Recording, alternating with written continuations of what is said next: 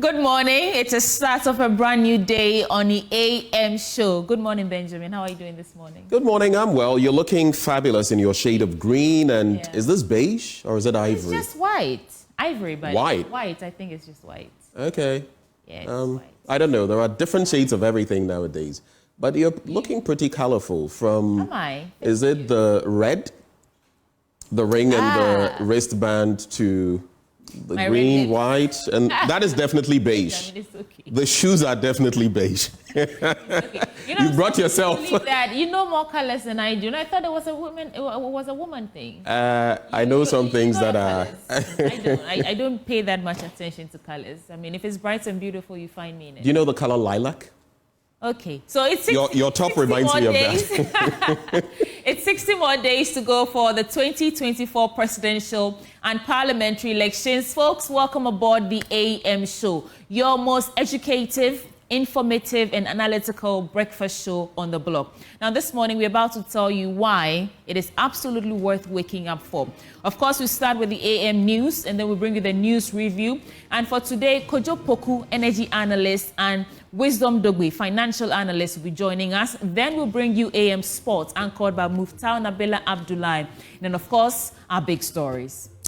Well, kickstarting the big story, there's no turning back for organized labor's determination to shut down the country as over 700,000 workers prepare to lay down their tools in 2 days to drum home their demand for government to declare a state of emergency as far as Galamsey is concerned. You know, they've slated it for the 10th day of this month, and the threat continues. Mr. President has told them, give me more time. But it appears organized labor, though it has a bit of a divided front, is not playing that game. But the question is, moving forward, what will happen? Will this go ahead? And what will it mean for not just government, the rest of us? We'll be dilating on that later on the show. Benjamin, yesterday I heard on Top Story that the president didn't actually ask for an extended time. But we get into the details of all that later on in the show. So today is that march to protect the values of our children and the generations yet unborn. So we'll take you live to Obra Sport. I think it starts around 7 a.m. where patrons are gathering for the Family Values March, the first in a series of events to pile pressure on the government and the judiciary to swiftly act on the anti-LGBTQ+ bill. Later on, you get to have your say, but you want to get in here? I mean, there's pressure from all angles now. Yeah. So Labour is giving pressure. Today there's that demonstration on the LGBTQI plus bill. Pressure on the Chief Justice, Mr. President. These are not times you want to be in the three arms of government, trust me. It's an interesting time to be a witness in this time in history. Yeah, it's historic. Thank you for that. So, folks, welcome aboard. Let's start with the AM news, and then the conversations will begin. This is the AM show.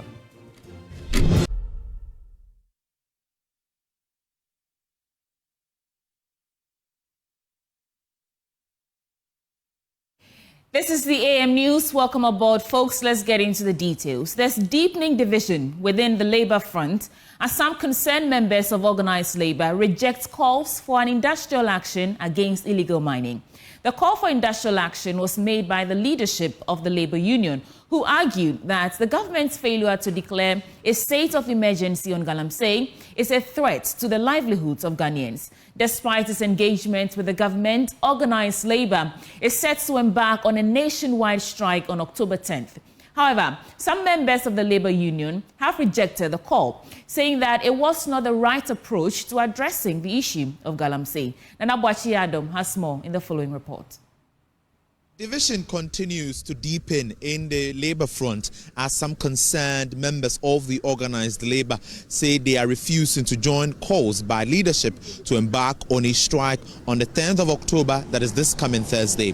The group in the Ashanti region says there is some political interference and lack of proper communication between the Labour front and its members, hence their decision to reject calls by the leadership to embark on a strike on October 10th. There has been major concerns raised by the members of the Labour Union here in the Ashanti region. Dr. Solomon Fokio is a member of UTAG in the Ashanti region. But the major concern now is what the Labour, is it organized labour or disorganized labour, is talking about, and that is the major issue now.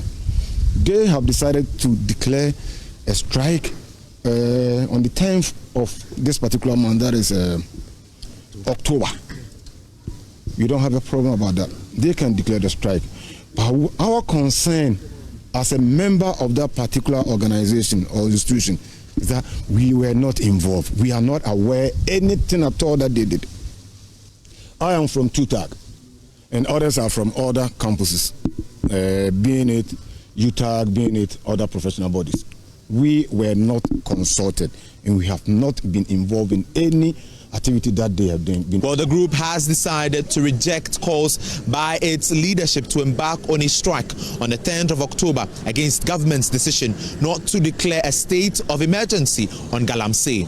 What they say before they can comply, there must be a consensus. We want them to come back to us. Come and join with us, for all of us to have our views so far as this thing is concerned. Because anytime we want to declare strike, other than national executives will take it up and bring it down to the local unions, so that the local unions will also come down with the members for us to discuss and vote on it. By the time around, it's just top approach, and you don't know why. Some of us see that declaring the strike is not the way forward. For Joy News, my name is Anabwache Dankwa-Yadom, Kumasi. Now, back here in Accra, however, Secretary General of the Trades Union Congress, Joshua Ansam, refuted claims that President Akufo-Addo has asked for more time to take a decision on the demands of organized labor.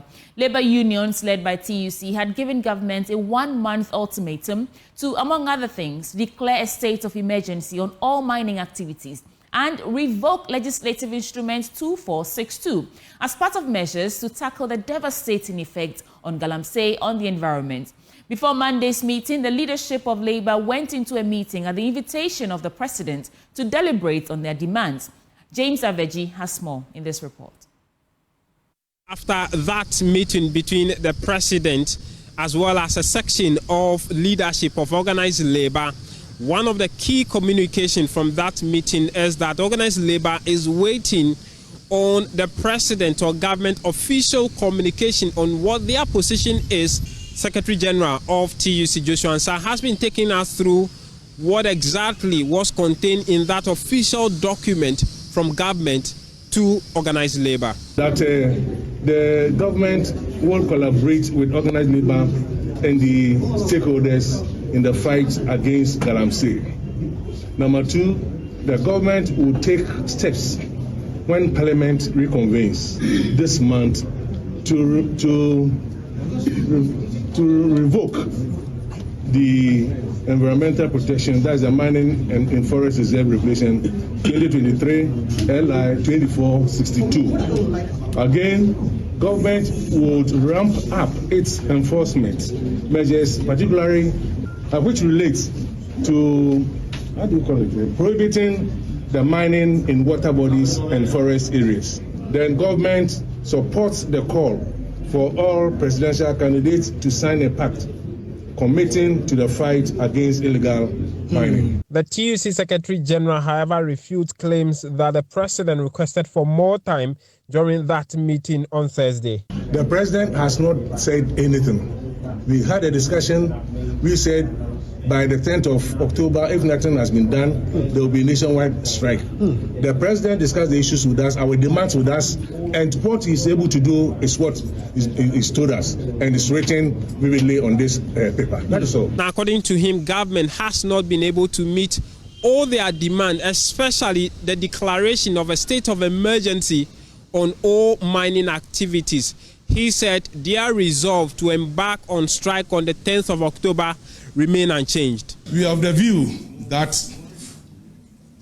what the government has proposed to do does not adequately address our demands, and therefore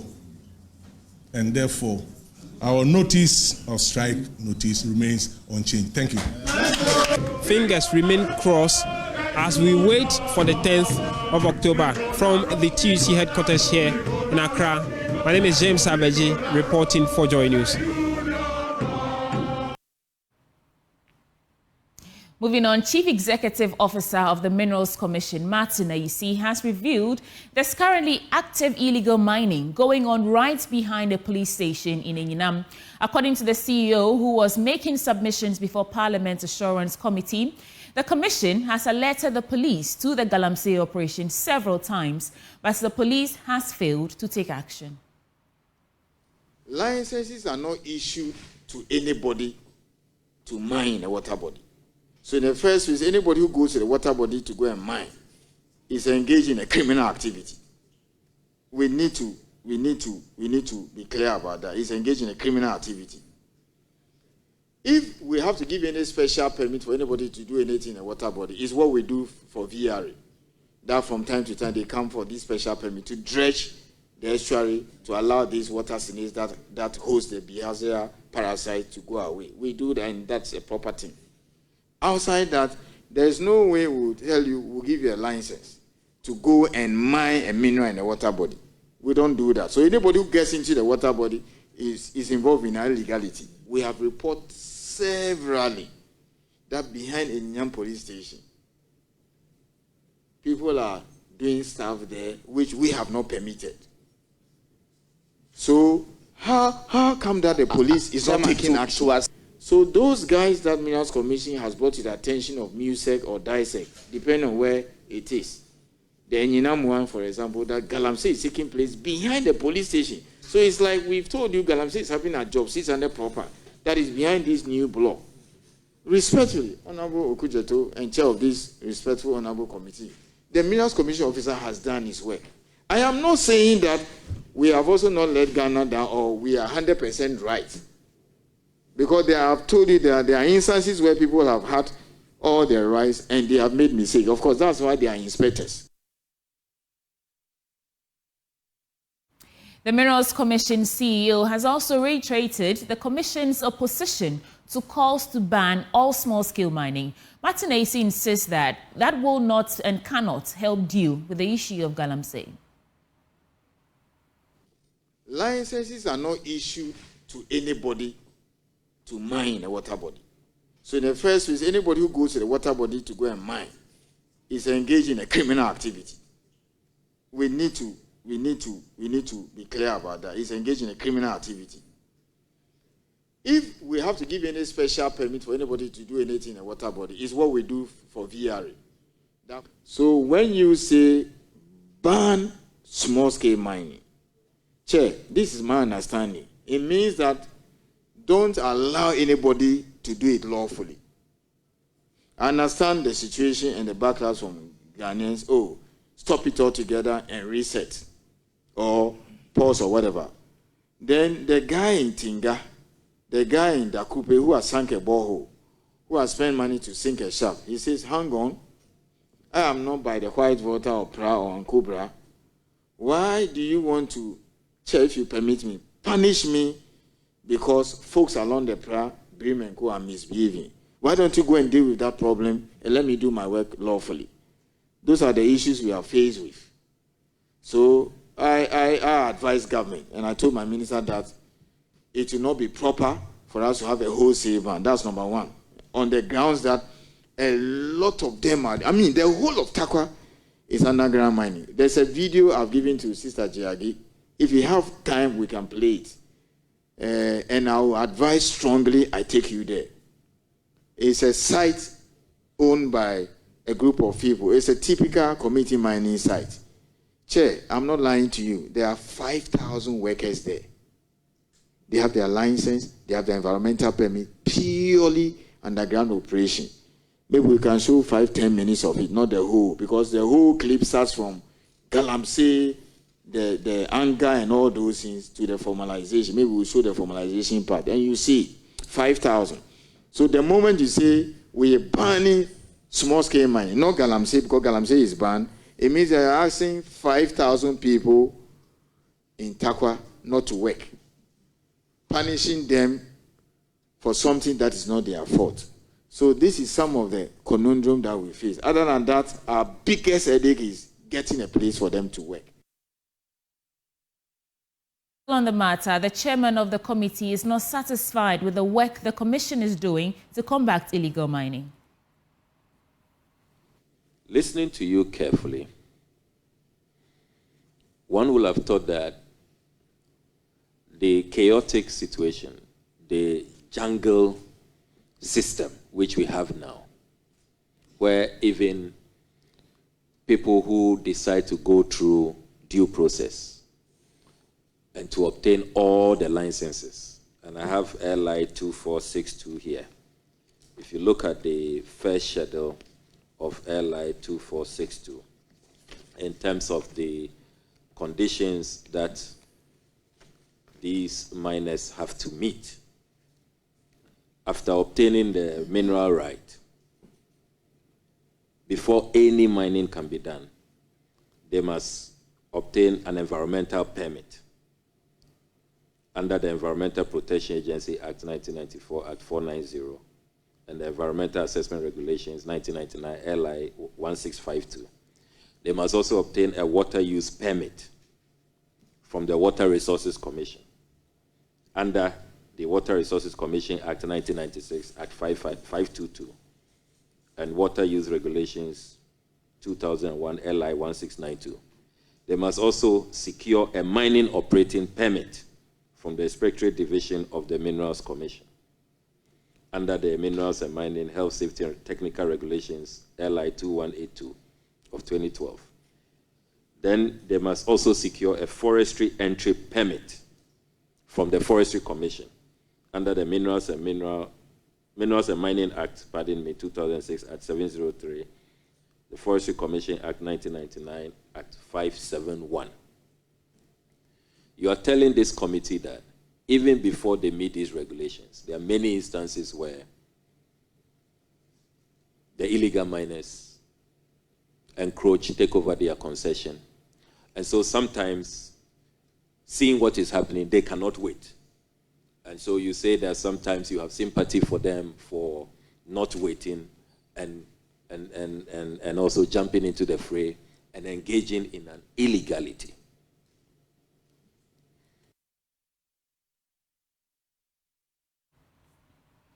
Away from that, the leadership of the Seventh-day Adventist Church is worried over the increasing negative effects of illegal mining, which they say is affecting soul-winning efforts in the church. Executive Secretary of the Northern Ghana Union of the Seventh-day Adventist Church, Pastor Edward Nyako, says the church can no longer baptize new converts in areas affected by illegal mining because of increasing turbidity levels in water bodies across the country.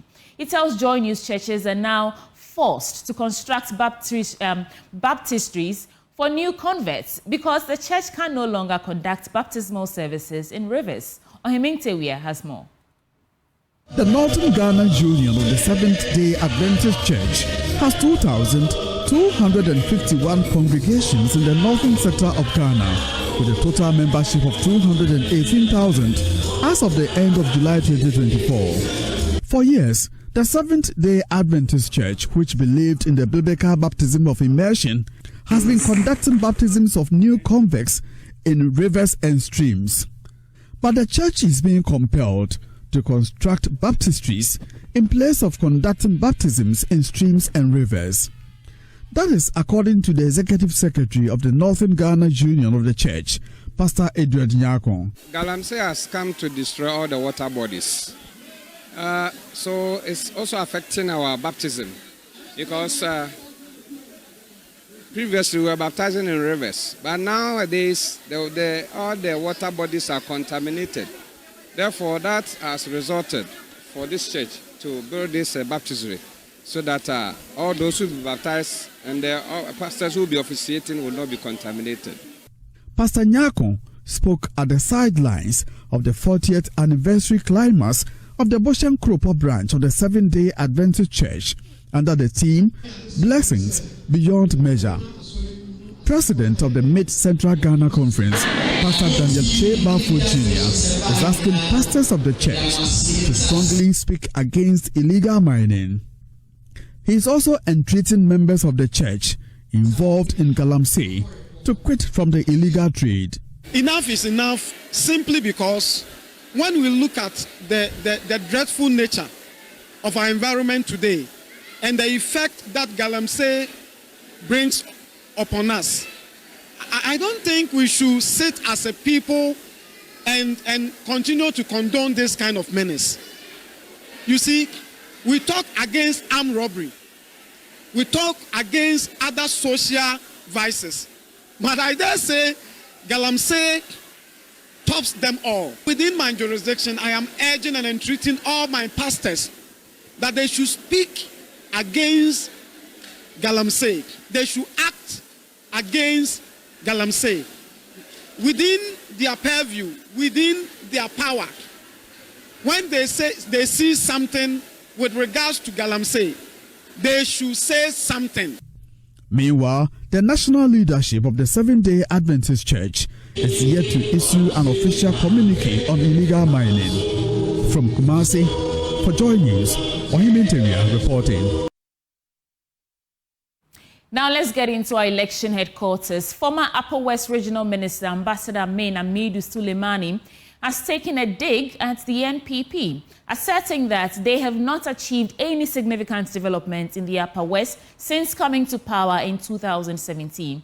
He cited several projects initiated by the John Mahama administration, such as community day schools and rural electrification, which have since been abandoned and overtaken by weeds. Speaking at the launch of the NDC campaign for the Dafiama Busi-Isa constituency, Ambassador Suleimani urged the people to reject the NPP and vote overwhelmingly for the NDC and the party's parliamentary candidate to revive the abandoned project, which he said would improve their economic well-being. Joy News Upper West Regional Correspondent Rafiq Salam reports.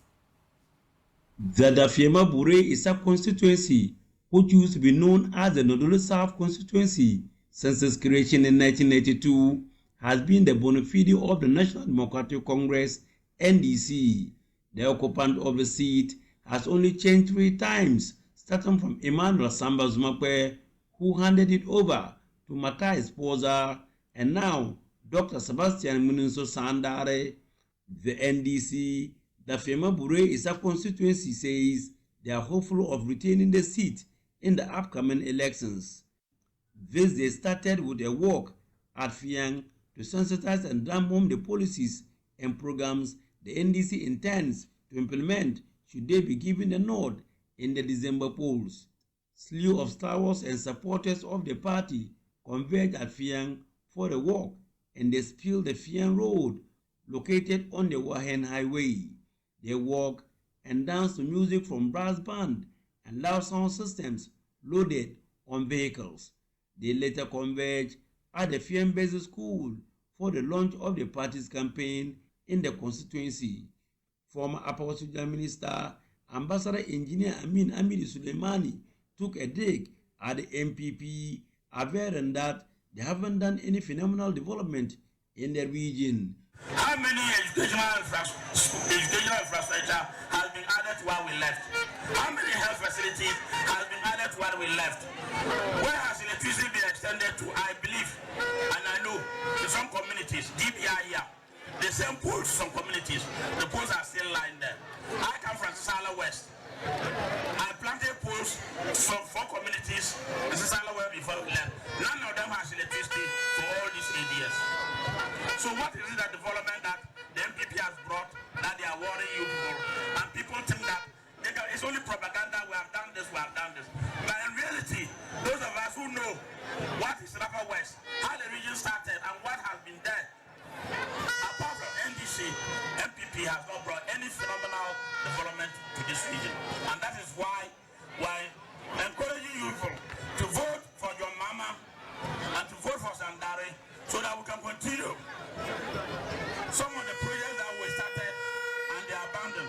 Dr. Sebastian Sandare, who is seeking a 3rd parliamentary term, stated that over the last 4 years, he has worked and improved the livelihoods of the people, adding another term, and under the presidency of John Dramani Mahama, will improve the economic well-being of the people and save them from the wicked claws of the economic hardship they are wallowing in under the NPP. He then waded into rumors circulating in social media about perpetual plans by the NPP to use the security and party tax on polling day at NDC strongholds in the constituency to disrupt the voting process. This he warned they will resist strenuously. We are not inciting violence, let it be clear. But if you come to our constituency, to any polling station to cause violence or to cause confusion, we will deal with you with equal measure. That's the message to the MPP and to any security person who will be deceived to come to DBI, NDC strongholds to cause confusion. Former Deputy Apostle Minister Abu Kabiembata Kansangabata, who contested Dr. Sandare in the party's primaries and lost by a whisker, was on hand to show his support for the former and the NDC for total victory. I want to put it on record that this year election, Dr. Sebastian Sandare is going to win massively, both presidential and parliamentary, because the party is more united, we are very solid, we are moving from house to house, farm to farm, community to community, to engage the people and explain to them the reason why they should vote for President Mahama and Dr. Sebastian Sandare to implement the 24-hour economic policy proposal. Reporting for Dway News, Rafik Salam, Fiang.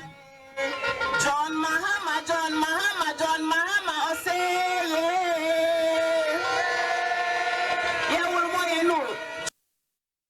Well, let's get into our business updates with Benjamin Akaku.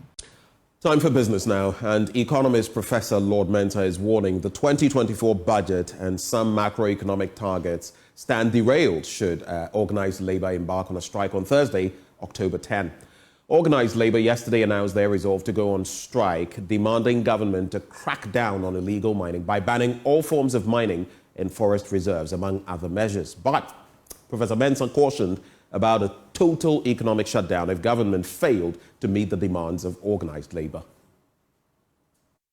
Also, looking at the possible losses that we can get, are we going to have from this,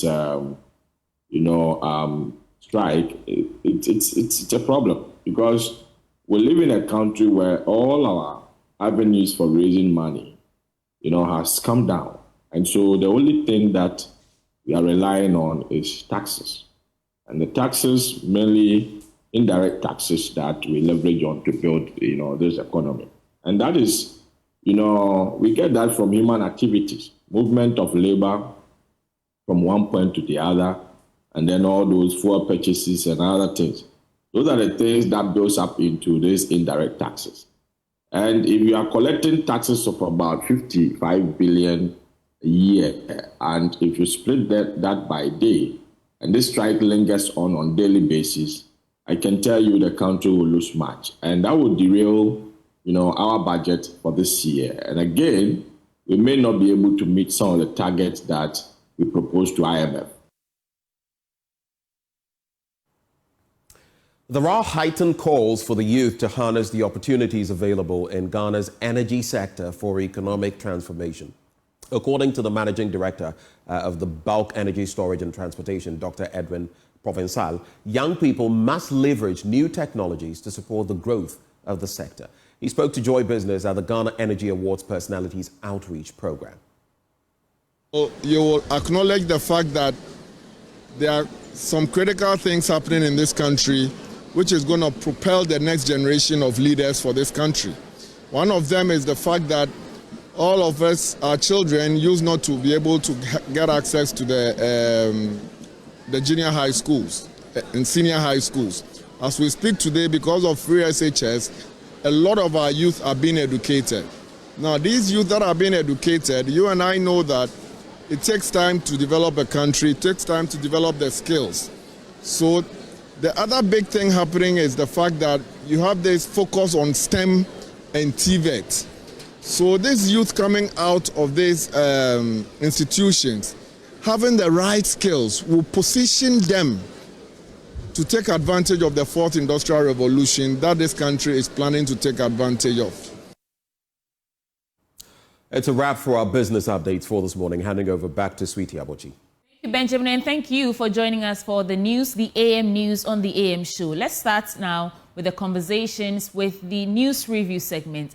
And Kojo Poku, energy analyst, and Wisdom Dogbe, financial analyst, are joining us to review the stories. We're back in a bit. Don't do that to me.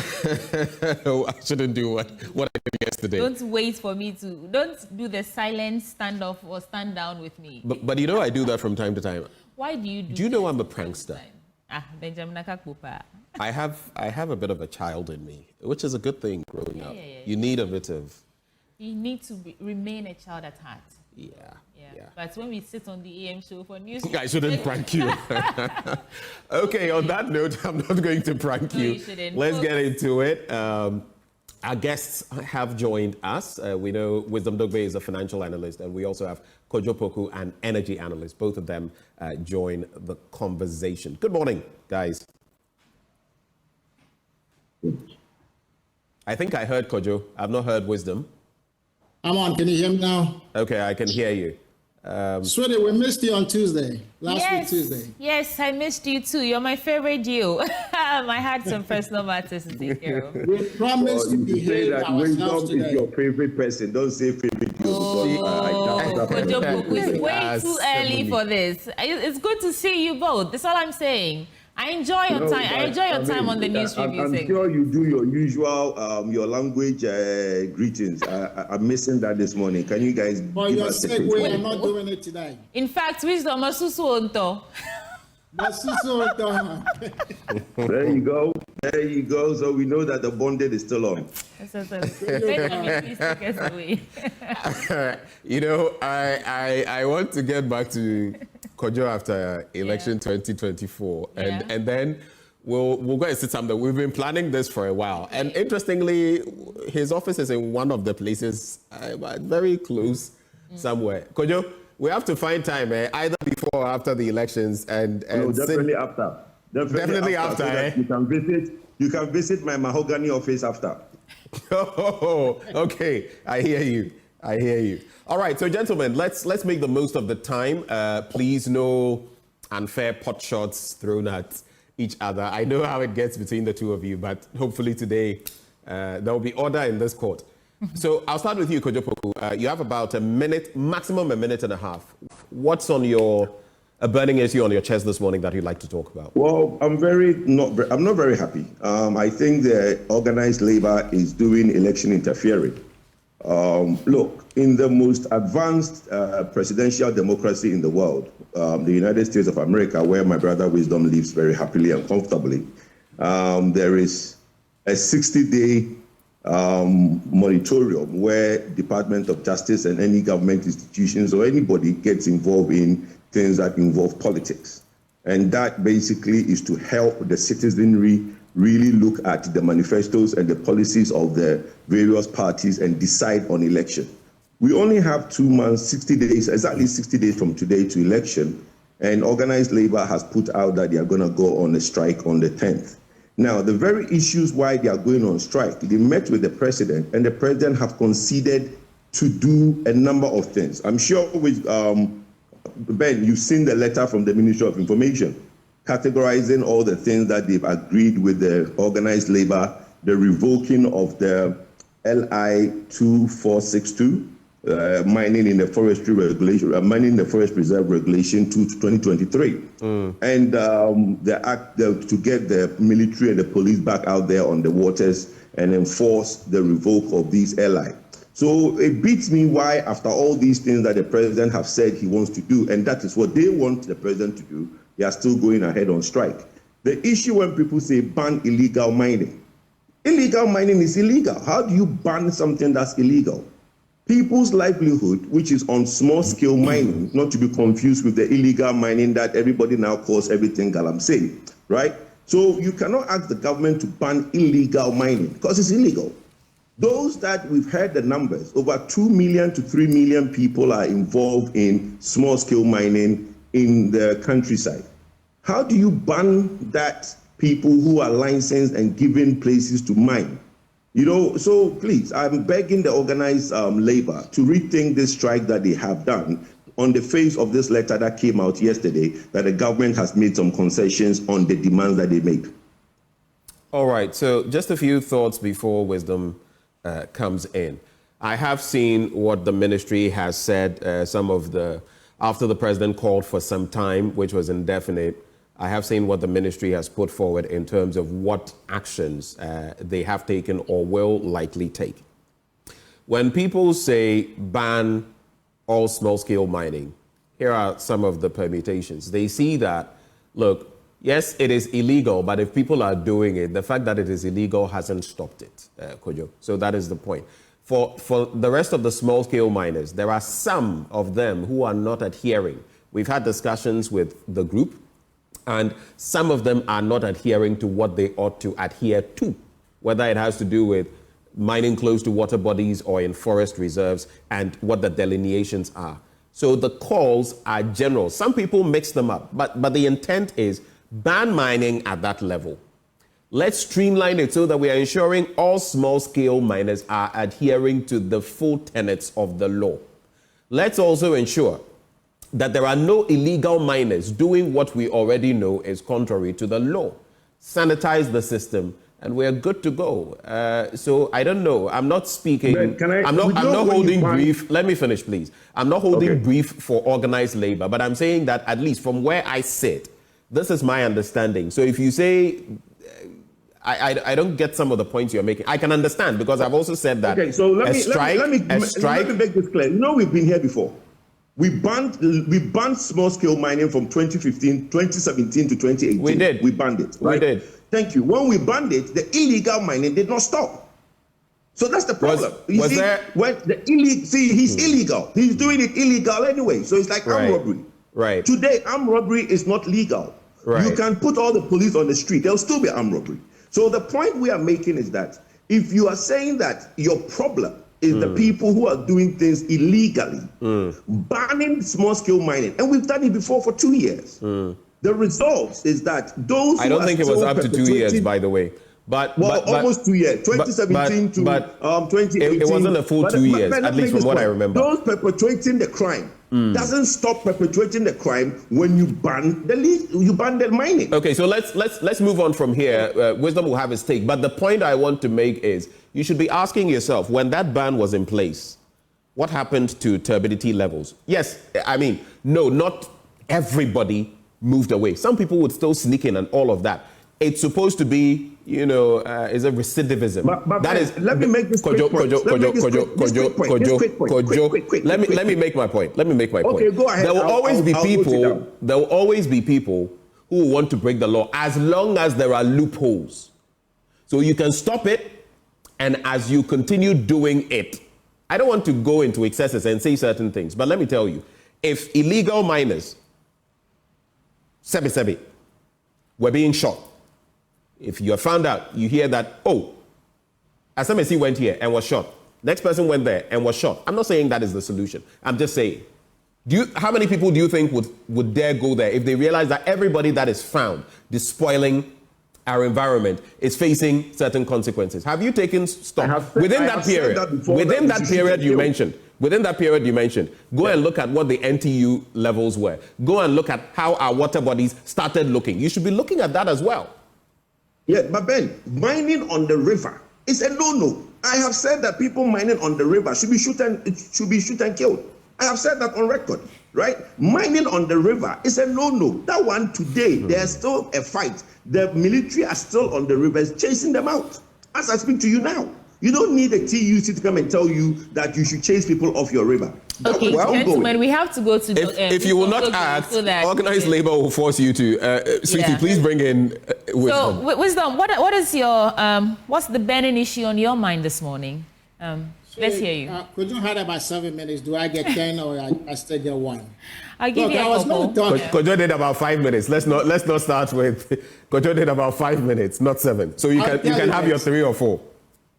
I was going to wish the Vice President, Dr. Bawumia, a happy belated birthday because I heard yesterday was his birthday. We can disagree on politics, but we're humans. Besides the politics, we're human beings, we're brothers and sisters and all of that.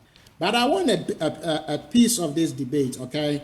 Someone sent a news article to me about comments that Kojo Poku made on another. In fact, I'm looking at it right now. It's in the Daily Guide newspaper. Why demonstrate in Accra when the Galamsey goes on? Kojo, we're going to have to let Wisdom land on his points. Okay, go ahead, Wisdom. Kojo similarly argued that because the MPP lost some parliamentary elections in the 2020 elections, when a ban on small-scale mining was implemented in the fight against galamsey, because of that, government should not implement said bans again. And I read Kojo, let me finish. I read that Kojo explained this point that the 2017 ban had quite significant political ramifications in their constituencies.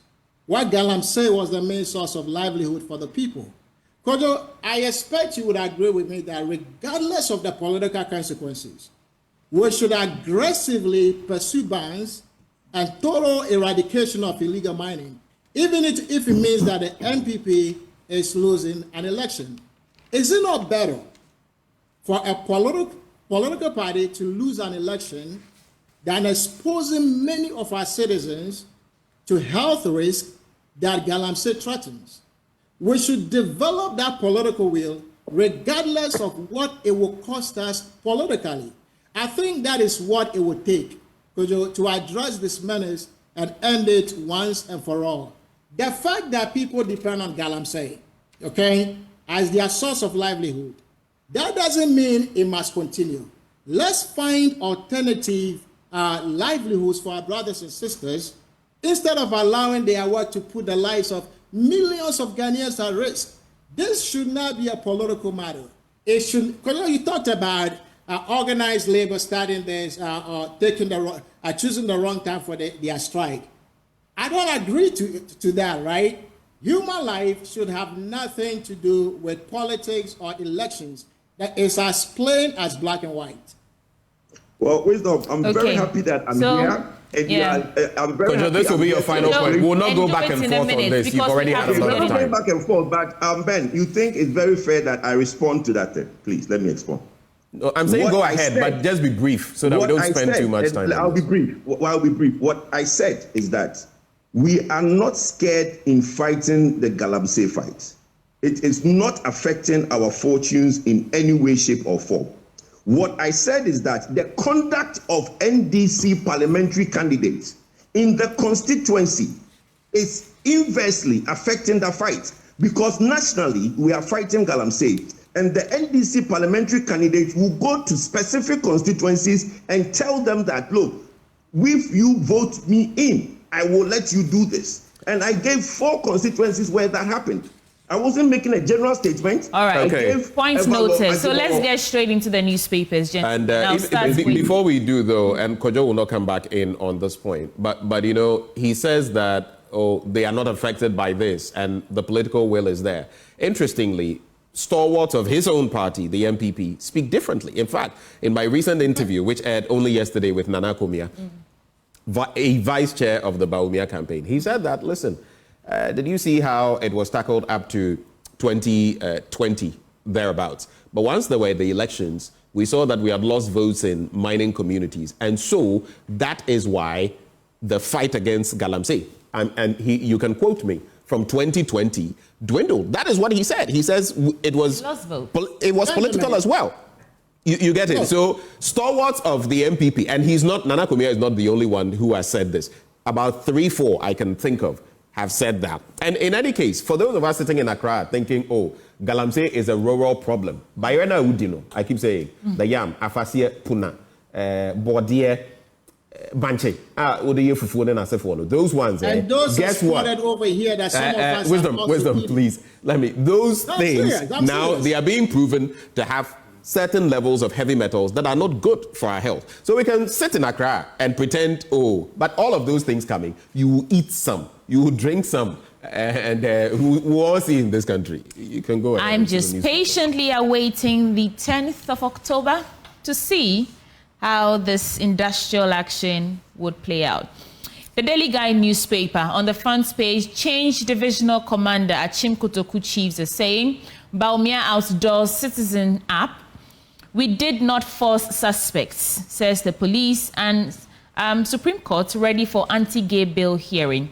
And then on the galamsey protesters, 21 granted bail, Vomawo denied bail. I'm just going to go into 3 stories here, starting with the galamsey protesters. Yesterday we saw that The court, let me just get into the story. A high court in Accra has denied the application for bail filed by counsel for Oliver Baka-Vomawo, one of the organizers of the Democracy Hub demonstration against illegal mining, which tend to be chaotic around 37 roundabouts. Now, the court, presided over by Justice Aite, said that he was not convinced the accused will not commit another offense if granted bail, considering the fact that he was already standing trial for treason felony when he allegedly committed the current offense for which he was remanded. We know that Felicity and some other 21 people were granted bail yesterday, so Baka-Vomawo is still in custody.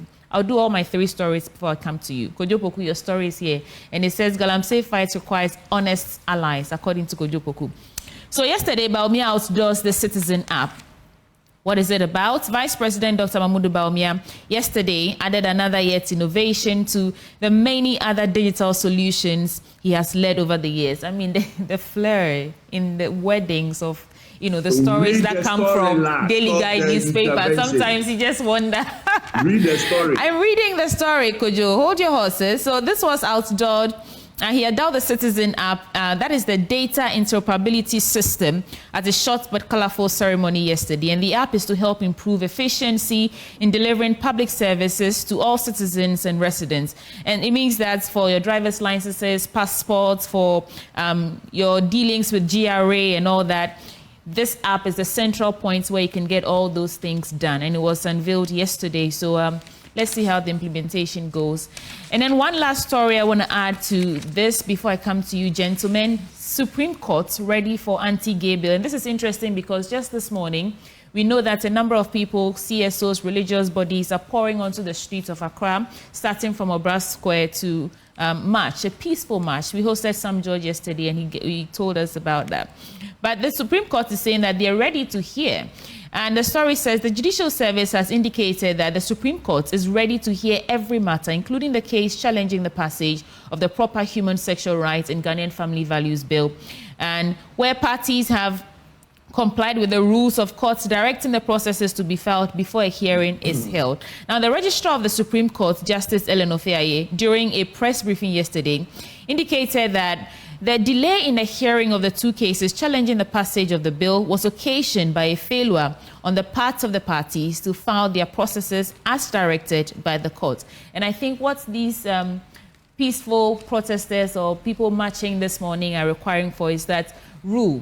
Don't leave the bill hanging with all the issues surrounding it. Just rule, let us know where we fall, whether you accept, you pass it or not. Just rule so we know where it goes. I want to add the story about Kwesi Appiah quitting GFA Exco role because of the conflict of interest ahead of the AFCON qualifiers. You know, he's the head coach of the Sudanese national team, as well as an executive. He's part of the executive council here in Ghana, so he has to step down temporarily for that game to take place. Let me start with you, Wisdom Dogbe. Your take on these 3 stories. So I like the idea behind the Citizens app, but it just seems to me that our leaders are focusing on the wrong challenges facing our nation. Do I think this Citizens app is needed? Absolutely. I agree, right? It is an app that will transform the way citizens enter data once, for access by all government agencies. But that is not the most pressing need for the people of Ghana at the moment. Dr. Bawumia, with all of his good intentions, right, he's focusing on solving the issues of less importance to the average Ghanaian at this time. People need food to eat. People need jobs.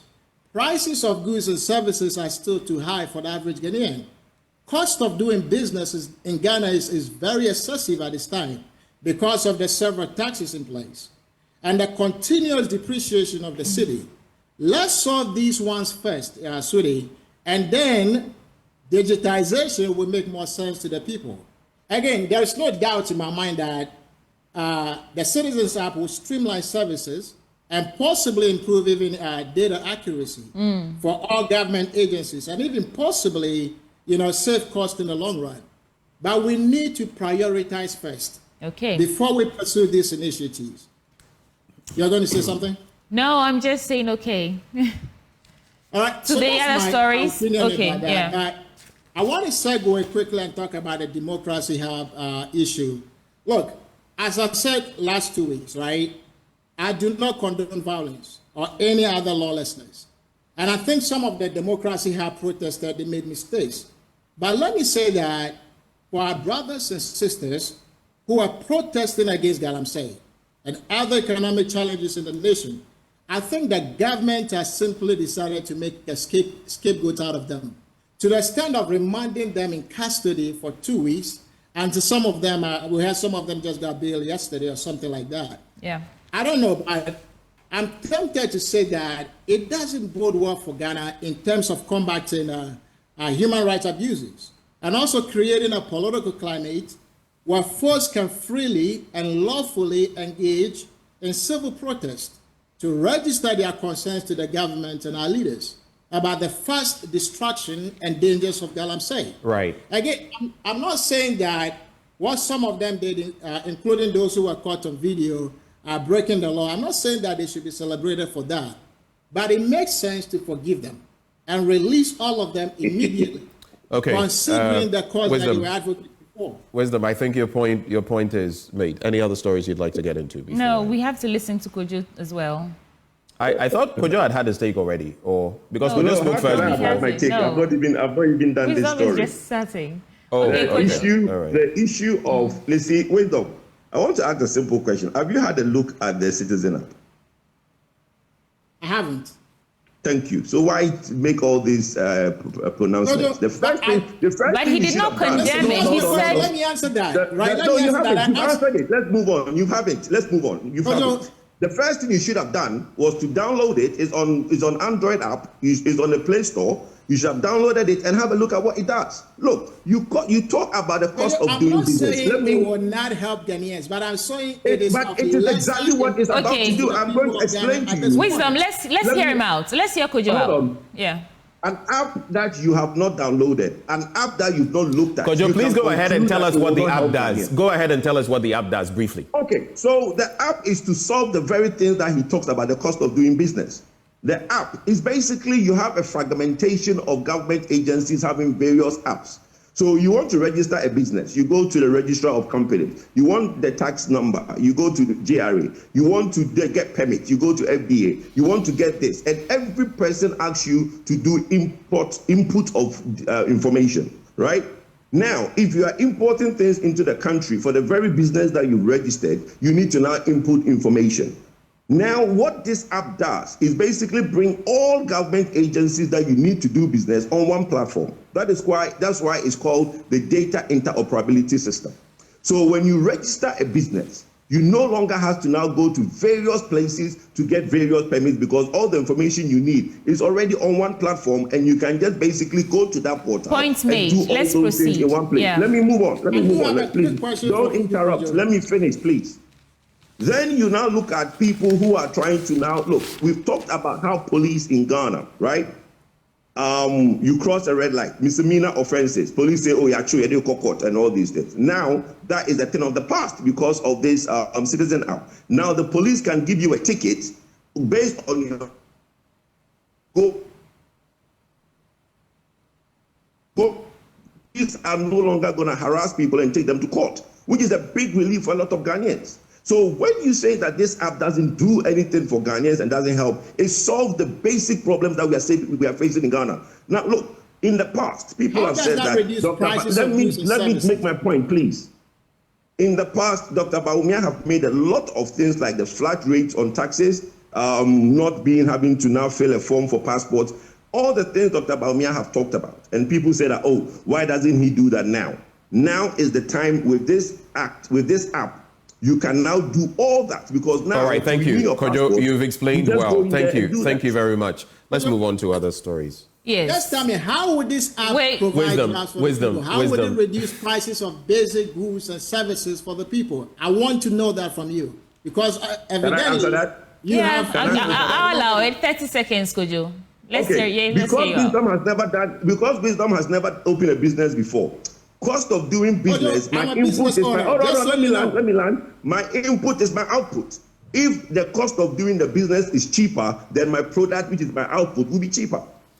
Thank you, gentlemen. I'll just run quickly through the I would just advise, Kojo, the same strokes. Wisdom, wisdom, please. Okay. Gentlemen, if you do this, we may have to get to the position where at some point we may have to, resort to other tactics and maybe use other guests. I'm being, because sometimes the rancor is too much and the back and forth is a bit too much. Those who watch us want cogent analysis. Let's do that, please. And sometimes we go on and on from both sides. Yeah, you can be political and do that, but let's stick to the cogent analysis, please. Please. I beg of you. Let's Banks unlock credits to private sector. Bank of Ghana auctions to 120 million forex to BDCs in the fourth quarter. Ghana's economy to expand by 5.5%, according to Fitch in their prediction. And those are just some stories here in the Economy Times. Benjamin, let's do your papers now. Well, the Daily Graphic newspaper, Galamsey crackdown, government rolls out radical measures. President orders military deployment, LI 2462 to be revoked, water bodies, forest reserves, red zone. Mr. President knew he could do all of this, and he was sitting down waiting for organized labor to threaten shutting down the entire country before he was asking for more time. But anyway, it is what it is. Oil prices rise amid Gulf tensions. Citizen app launched for government services. Economic growth exceeds pre-COVID-19 levels. That's according to the finance minister. On the back page, 15th Graphic Clinic free health screening records huge patronage. Let me just briefly, we've done that story, but the president has announced punitive measures against illegal mining, popularly known as Galamsey. These include directing soldiers and other law enforcement agencies to flush out illegal miners from water bodies and forest reserves, which remain red zones to mining activities. Yet, LI 2462 has allowed people to go into forest reserves. I always say the hypocrisy of Green Ghana Day versus allowing people to go into forest reserves. I've never heard of that before, but we've allowed it. And by the way, gearing up for my blunt thoughts on Friday, you have the number of licenses granted between what? In the erstwhile NDC administration, 50 plus, about 56. Within a certain period, we've granted over 1,500 since this administration took over. And when you listen to the Minerals Commission boss, then he will tell you something like, oh, if you don't grant them, they'll go and do illegal mining. But we'll have time for some of these issues, because for me, from where I sit, even now, from October the 3rd, how many licenses have we given out? So it speaks volumes about what the real approach is. It is political, it's about money, it's about smuggling, it's about personal interest. And unfortunately, there are many people at the very top who should be dealing with the problem who are a part of the problem. So here we are. As someone will say, Uiwa. Let's get into... We've done the citizen app conversation. I don't want to stoke anymore. So we'll go to page 13, and I'll take it from there. Economic growth exceeds pre-COVID-19 levels. That's according to Finance Minister. And the country's first half economic growth has exceeded the pre-COVID-19 pandemic levels, the Minister of Finance, Dr. Mohammed Amin Adam, has pointed out. He explained that the 2024 half-year growth of 5.8% was 0.4 percentage points higher than the growth recorded in the same period 5 years ago. The Finance Minister said the growth trajectory was now attracting multinationals, including those that left the country in difficult times, such as Virgin Atlantic Airlines, to return with their investments. And Galamsey solution, exploration key, not ban. You know, sometimes when I listen to, I am a bit offended when I listen to some people in the mining sector, including Martinez, including him, and including the Minerals Commission and some of these. But I feel that is why we ought to, in fact, regularize, streamline all the aspects of our mining one more time. Because do you know that Burkina Faso is even doing some things, streamlining in Burkina Faso? I remember back then, I think it was Kojo Oponkroma who was talking about the fact that, I've forgotten whether it was Burkina Faso or the Ivory Coast, I think. He was pointing to the fact that they are taking action against over 200 or so illegal miners, and they were dealing with them. This was before the MPP came into office in 2016. Yet today, if you talk about it, you are the devil. The best way to deal with the illegal mining conundrum in the country is for the government to commit more resources to the Ghana Geological Survey Authority to carry out aggressive exploration for gold-rich lands and allocate them to small-scale miners. The Chief Executive Officer of the Minerals Commission, Martin Ayisi, has suggested. He stressed that to ensure radical exploration and blocking out of the mineable lands in the 13 gold-rich regions, seasoned geologists registered with the Minerals Commission and other academic institutions must be brought on board to support the exploratory activities. This could be a fragment of the solution, not the solution, Mr. AEC. And I've been on platforms with Mr. AEC, and I feel the rhetoric is so wishy-washy, watery. Like I said, I get very offended. And people will be telling you, oh, if you do this, do that. Let me just, oil prices rise amid Gulf tensions. That's on the international front. And Tshisekedi walkout overshadows summit of Francophone countries. I'm talking about a walkout staged by Congolese President Felix Tshisekedi, nearly overshadowing the summit of French-speaking countries held in Paris over the weekend. I'll start with you, Wisdom, for your thoughts.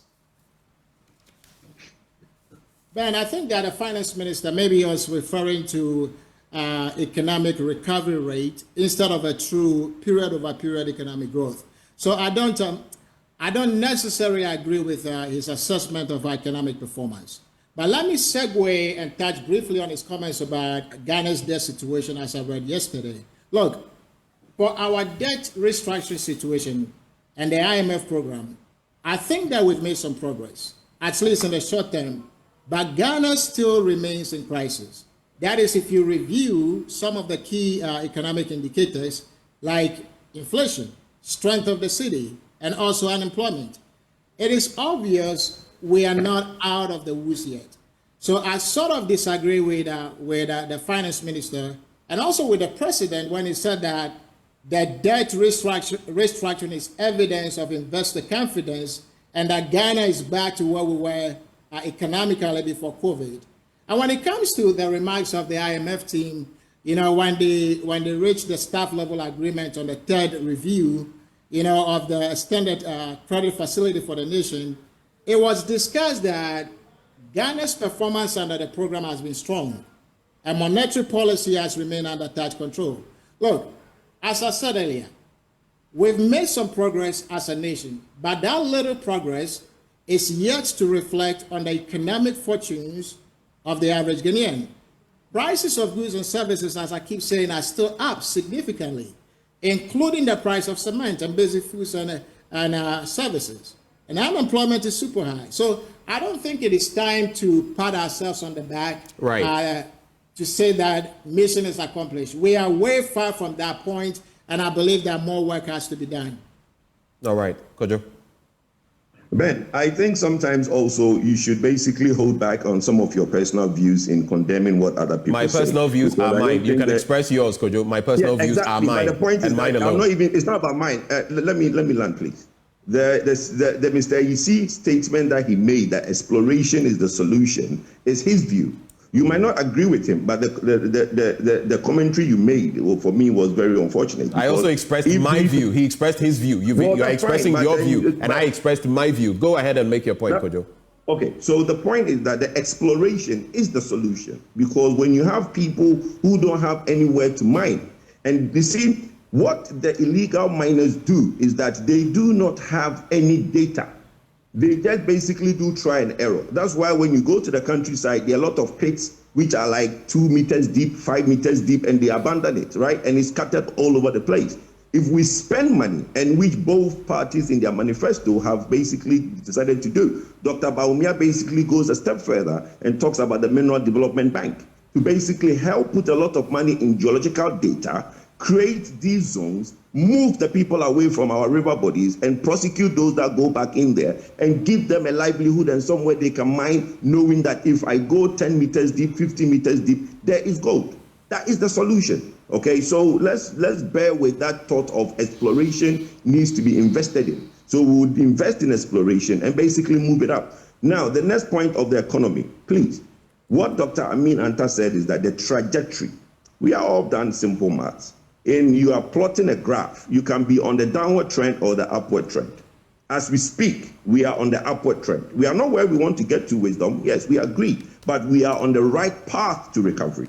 The right path means that all the indicators are pointing to the fact that we are doing well. Inflation is projected to be 19% in the coming weeks. That's good news, right? From where we were on the up of the 50s. So let's give credit when it's due. And let's not stop looking at everything as gloom and doom. We've moved past that. So Benny, shall we get into other stories? Let's get into other papers very quickly. No, I just have those. Okay, so let me get into the New Republic. It says Galamsey Gridlock Minerals Commission grants dozen new licenses on day of Akufo-Addo's critical meeting. Well, Akufo-Addo was, conferring, they were still granting licenses. Battle of the Brothers, John and Samuel Jinapo spar for power in Damongo, and that's an interesting one, the Jinapo brothers. Apathy hits NDC's campaign. New Republic, apathy doesn't have an arrow. Who is the editor again? You are in Chado. David Tamaklu. Apathy does not have an R. So apathy hits MPP's campaign. Candidates abandon, and you say candidates abundance constituencies. General Secretary issues SOS. I'm not trying to pick on him. I'm just saying a lot of people, the English they learn, they get from newspapers. So you might as well ensure that what you're putting out there so you don't miseducate people. And then this one I found interesting. Gabi, they wish death upon us. It reminds me of that 50 Cent song. Many men wish death upon me. Blood in my eye, I can see. Many men wish death upon me. I can't speak some of the... I can't use some of the lyrics. Kojo, please allow me. I can't use some of the lyrics because they are not TV friendly. But it's a song I know. They wish death upon us. I've seen this trending on social media, and some of the comments, unfortunately, I felt are not very sensitive. People basically wishing, yes, death upon the former executive secretary of the president. If you look at it, it says, first family in shock over lack of sympathy, shadows of the coming Armageddon. So let me just take a little bit of that story. Where is it again? Yes, there it is. Gabi Otridako, a cousin of President Akufo-Addo, is known for his influential role. Okay, let's skip all of that. Ghanaians seizing upon the news of Bediatua suffering a stroke while in the U.S. took to social media to express satisfaction, seeing it as a karmic blow against the president's family. In response to the public's jubilation over Bediatua's health issues, Otridako, also known as the de facto, okay, all of this not necessary, acknowledged the deep-seated animosity towards his family. He condemned the expressions of hatred directed at them, emphasizing that such malevolent sentiments are destructive and unfounded. Despite disabling the comments section on his social media post, so he disabled the comment section on his post because the comments that were coming were not very friendly. Designed to limit access to only close associates, Ghanaians circumvented these restrictions to lash out at Gabi and his family, attributing their current woes to perceived corruption and arrogance demonstrated throughout their rule. It goes on and on. I remember when Rawlings passed, when Dr. John Kuma passed, I've always said that death doesn't know political parties. It doesn't know black or white. It doesn't know anything. It comes to all of us. Let's not wish death upon anybody. No matter how you feel about them, don't wish ill, whether it's sickness or death, upon anybody. But I feel some people may have gone to those excesses because, like was rightly stated, they feel a group of people have been so wicked towards them that they've gone to the extent of wishing them that. I would never do it. And one of the, I mean, recently, I think I mentioned it. I was actually very surprised because I was in church, and surprised for a certain reason. I was in church and I actually spotted Gabi Otridako. He doesn't come to my parish, so that was my surprise when I saw him. And we both passed by each other and went our way. You wanted to say something?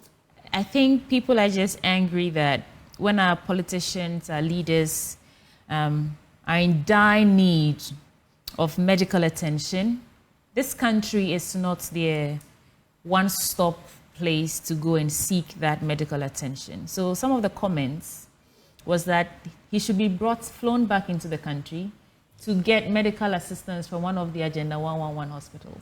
he should come back. Well, that is a low blow because none of them is complete. He can't get any treatment from any of them. This government touts hospitals. They say that they have prioritized hospital infrastructure. And by the way, sweetie, when they say they've completed a few of them, I think about 7. Yeah, a hospital is not a hospital until you put in medical equipment and you staff Benjamin, them. it's not just the building. Are It's not even an argument about... Are we doing a government bashing or we are doing newspaper review? You can decide, you can understand it whichever way you choose. We are having a discussion. I'm saying that it's not even an argument. When it's your turn, Kojo will allow you to speak. Benjamin, it's not an argument of whether the hospitals have been completed or not. The government says that they have prioritized hospital infrastructure under this administration. So why do you still But I feel that is still a low blow. It's a low blow. But what I'm saying though is if the systems are working here, do you need to fly out to get medical attention? What about we the citizenry who put you in power? But nobody has been flown out. Go ahead. Well, who was flown out? Who was flown out?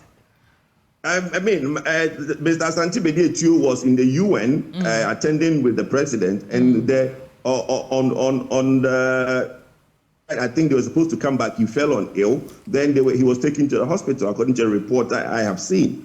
So who was flown out? Sweetie, I would expect that when somebody comes to you with these things, as a seasoned journalist, you correct them. That the person was not flown out. So you want to play semantics with me about me saying someone has been flown out, but didn't we see the former finance minister flying out to get medical attention? Are you saying that political actors do not fly out of this country to seek medical attention? We are discussing one issue. Yeah, but you see, don't play the semantics of me saying flown out. The person is seeking medical attention outside the country. That is the fact of the matter. You know that the Agenda 111, as Ben rightfully corrected you, none of them have been completed. So I mentioned that they should be coming to it. Now, let me even make my point. I don't even want to go into that. Let me make my point. My point is that when the newspaper reported that there is apathy in the MPP campaign, that's not true. The reason the General Secretary issued that letter that everybody should spend time is that we have 60 days, 2 months to election. And some parliamentary candidates in our safe seats, some safe seats, are not taking it serious because they know that, whatever happens, we will win. But there is a next leg of that conversation. We need to maximize the presidential numbers. That is why that letter came out. It's not because that people think that there's apathy. There's no apathy.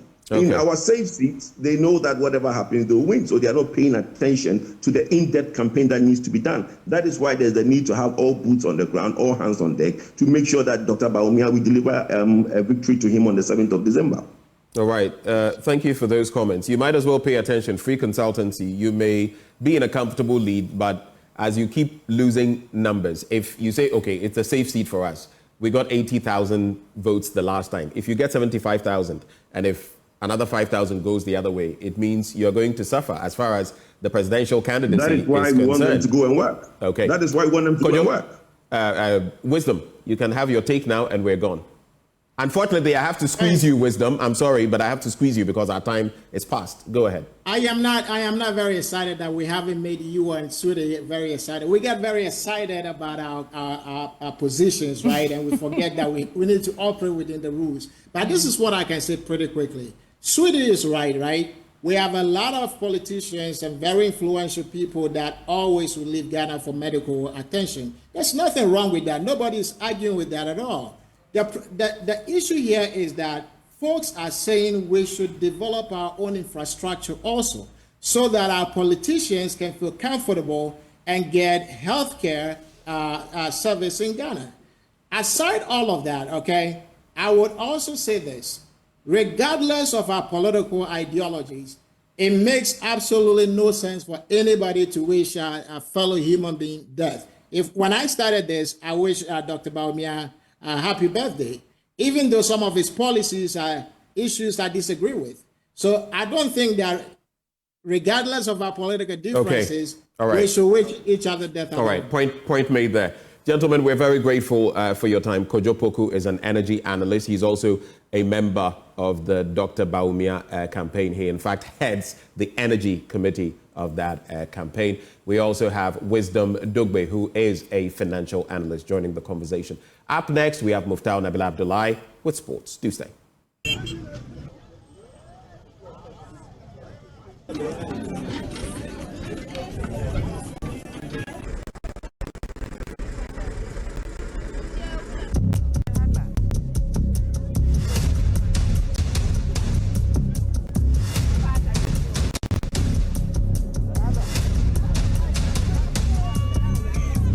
Life on the streets of Agbogbloshie market is tough. It may sound cliche, but it truly takes the strongest to survive. Yet for many young girls fleeing poverty in the north, this market is where dreams of a better life are born.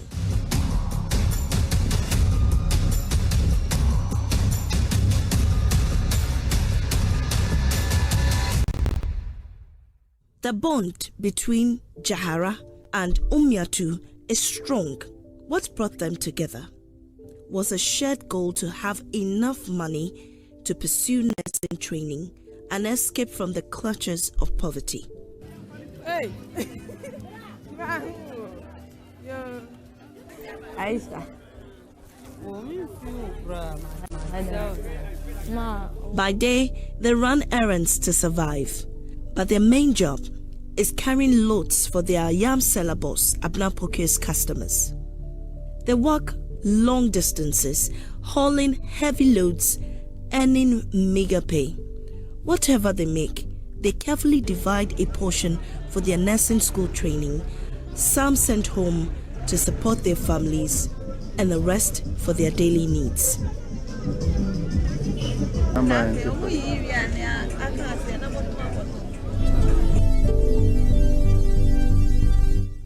Ishahaku Jahara Jatu, only 20 years old, has been at the yam market for 9 months. She left home without telling her parents. As one of 5 children from a close-knit family, the farm life in Tumu in the Upper West region wasn't enough for her. She tells me that her only hope for a different future was in Accra. One day, she packed a few clothes, borrowed money from a friend, and left without looking back. It wasn't until she arrived in the capital that she mustered the courage to inform her family. The day I went to leave, I sneezed inside the room and picked my clothes and folded it inside my bag. And I gave it to one of my friends to keep it for me. And my mother asked me, Dara, where are you going? I said, oh, Mommy, I'm coming. I'm going to one of my friend's place. The time she realized I came here, when I reached her that I called her, I said, I'm going to Accra. She said, why? I said, you see, look at the suffering that we are getting there. I want to come here and look for money and go back. I said I will not refuse to go to school, so I will go. And what did she say? She didn't say anything. She just prayed for me. That's the only thing she said. Life on the streets is brutal. Jahara says the hardest part is finding food, water, and a safe place to sleep. But that's not all. Fending off bad people and unwanted advances is a constant struggle as she fights to make ends meet. When we wake up in the morning, we go and buy pure water and come and wash our face. After that, we went to work. After work, we will come and sleep. We don't know anyone here. Like, if we want to go and buy food, we usually go and buy gari and come and soak it and eat. That's the only thing we are doing here. You eat only gari and gari soak it? So if you compare your life in Tumu to your life here in Accra, what do you think? My life in Tumu is better than when I'm here. That's when she met Umiatu. The 24-year-old had left Tumu under similar circumstances. Having been in Accra longer than Jahara, Umiatu has helped her navigate the harsh realities of city life. I met her, she also roamed and then she's tired. Then she sat at one place to rest. Then when I roam and I also become tired, then I met her. I asked her where she's staying. She said she don't have any place to stay. She's also sleeping outside. Then I said, oh, the same as me. I'm also sleeping outside. Then I took her to where I'm lying. Then she took me to where she's staying. Then we began to make friends and close friends. Umiatu dreams of becoming a nurse, But saving enough money for her training means carrying heavy loads daily. The demands of street life often makes it difficult to hold on to hope. I'm thinking of going back home. Will you go without anything in your hands? What is the goal? For what I plan to come here and go and do, I hope I can do it small. But when you go back home, what will you do? I will, for the little I have, I will set up a business. On some days, like this morning, the market isn't kind. Umiatu even had to turn down a customer because the pay was too little for the effort. We do charge 15 cedis, 20 cedis from here to CMB. But now, they will come 7 cedis, 5 cedis. I just rejected one because the price is no good. How much was she? She was offering to give me 4 cedis. 4 cedis from here to CMB. It's no good. The distance is far. That's why I rejected it. Because 4 cedis cannot buy medicine. Neither can 4 cedis buy food. Their living conditions are nothing to write home about. 15 cedis. 13 cedis. My own is 15 cedis. At night, Jaharat and Umiatu sleep out in the open, in front of a shed that houses men. Their only source of security is one another, relying on their mutual strength to get through the night. Their boss, Abna Pokia, tells me that this is their only option until they can find a better foothold in Accra. They are very humble and hardworking. Sometimes they even do beyond the duties that I give them. I have advised them to take the work seriously and get enough money to set up on their own.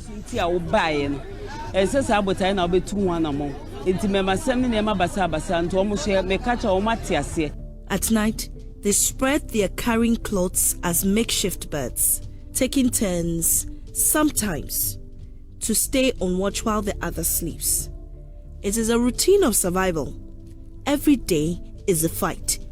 Yet every step they take brings them closer to the dream that keeps them going. The hope that one day they'll trade this tough life to become nurses.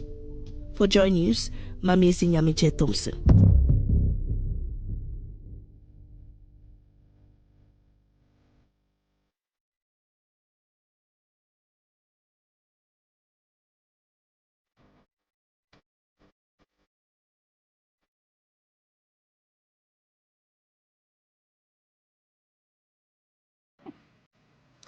Well, there you have it, Streets of Despair. And we're back in the studio. There's no despair here, definitely. We're upbeat about, there's desperation, but you don't necessarily have to despair.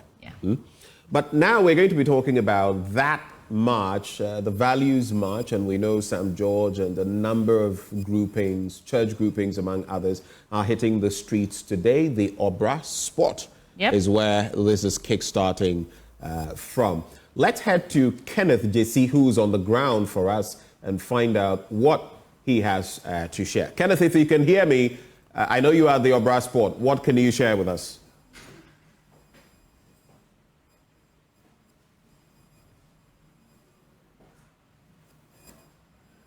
All right, so we'll try to connect with Kenneth JC. Kenneth, if you can hear me, just go ahead, tell us what you see, what is on the ground with the visuals.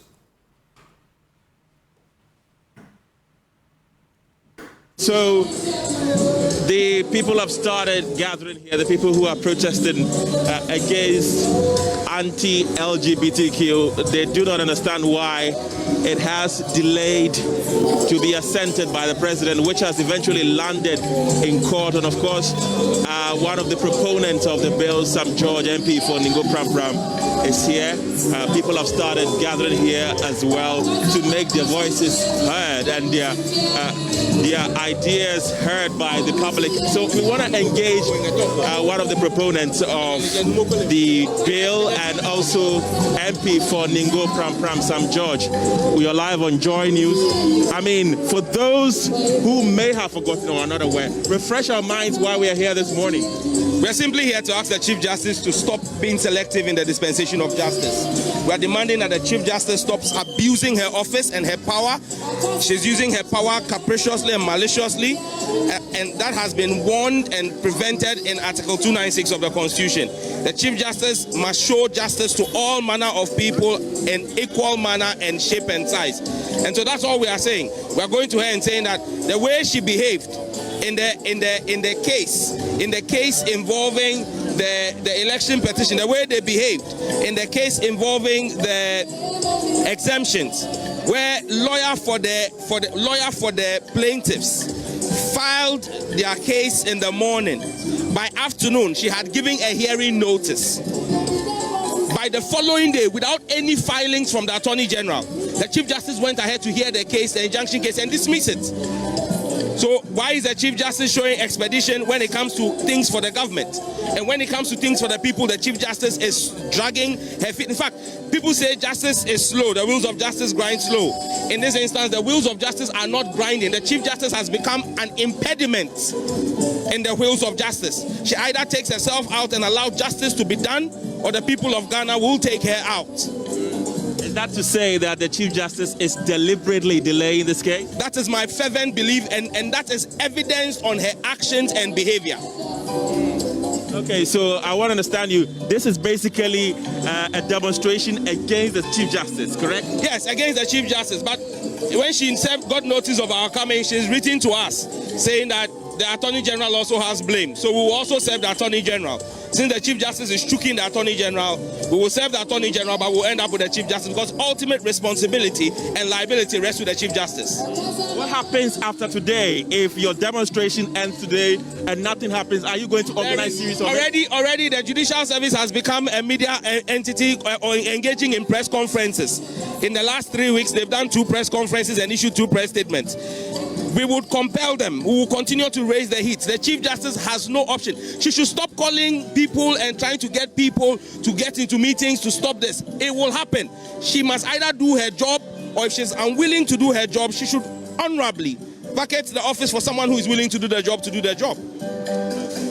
Thank you very much. So that is one of the proponents of the proper human sexual family values bill, Sam George, who is asking the Chief Justice to expedite hearing on this particular bill, which there have been 2 individuals who have taken it to court to prevent President Akufo-Addo from assenting to this bill, and they've gathered here to demonstrate against that. Of course, he's not the only person here. There are a few people who are also here, and I would like to engage them as well. Good morning, you're live on Joy News. Why have you found it prudent to join this protest? This is a divine call, a clarion call for us as a people to observe what we were born into.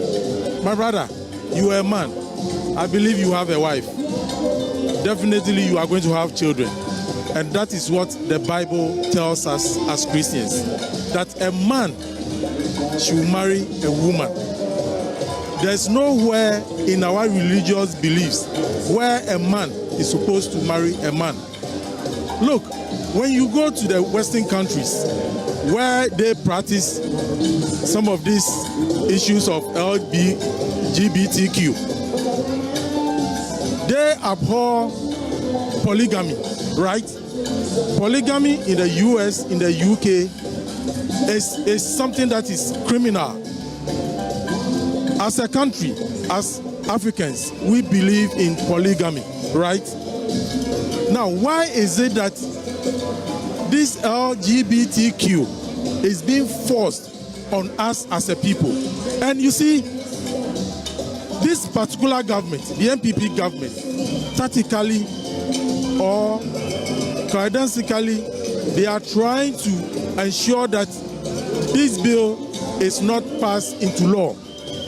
And that is the reason why the Chief Justice or the judicial system and the presidency are conniving to ensure that this bill that has been passed by our parliament, the representatives of the people of this country, the 275 reps of the good people of Ghana have passed just for the president to assent into law what is preventing the president. And you see, to make matters worse, the judiciary tactically is aiding the president to ensure that this law is not passed or it is not signed into law. And for us as a people, we cannot wait.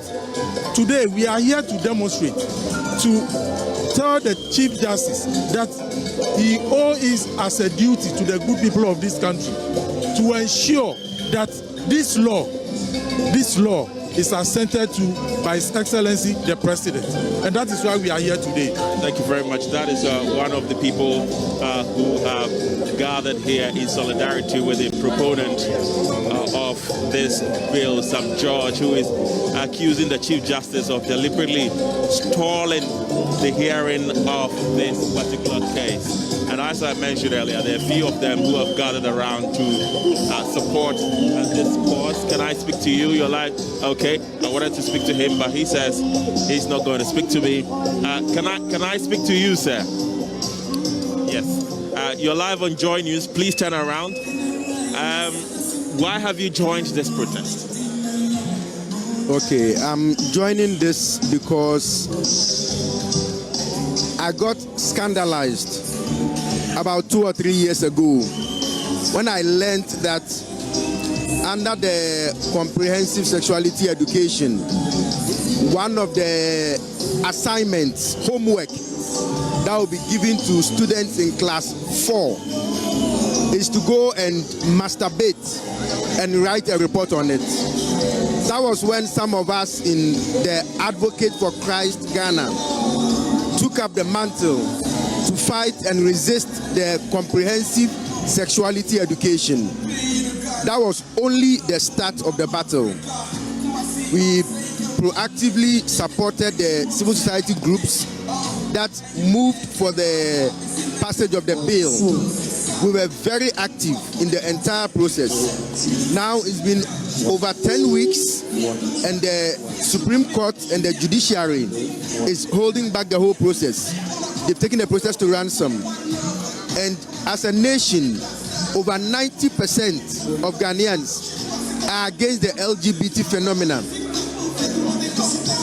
We need to show it. We need to prove it. So today, we are marching to show the number of Ghanaians who are against this criminal, draconian, unimaginable phenomena that wants to seep into our nation when those who started it are rolling it back. That is why I'm here. I need to protect my children. I need to protect my family to make sure that we have a future. There is no human being on the surface of this earth, including Ghana, who is a product of a male and a male or a female and a female. We cannot sit back and watch this come into our society. That is why I am here. Okay, that is one of the protesters here sharing the reason why he's here, because he says he's was appalled to find out a few years ago some of the contents that were found in the textbook meant for kids, and he wants to protect the Ghanaian family values bill. I believe a lot of the people who are here sharing the same sentiment. That is why they've joined. I've seen another young person here. I want to speak to him. You're live on Joy News. I haven't seen many young people join this protest. You were one of the few. Why have you joined it? I'd like to say a very good morning to your viewers.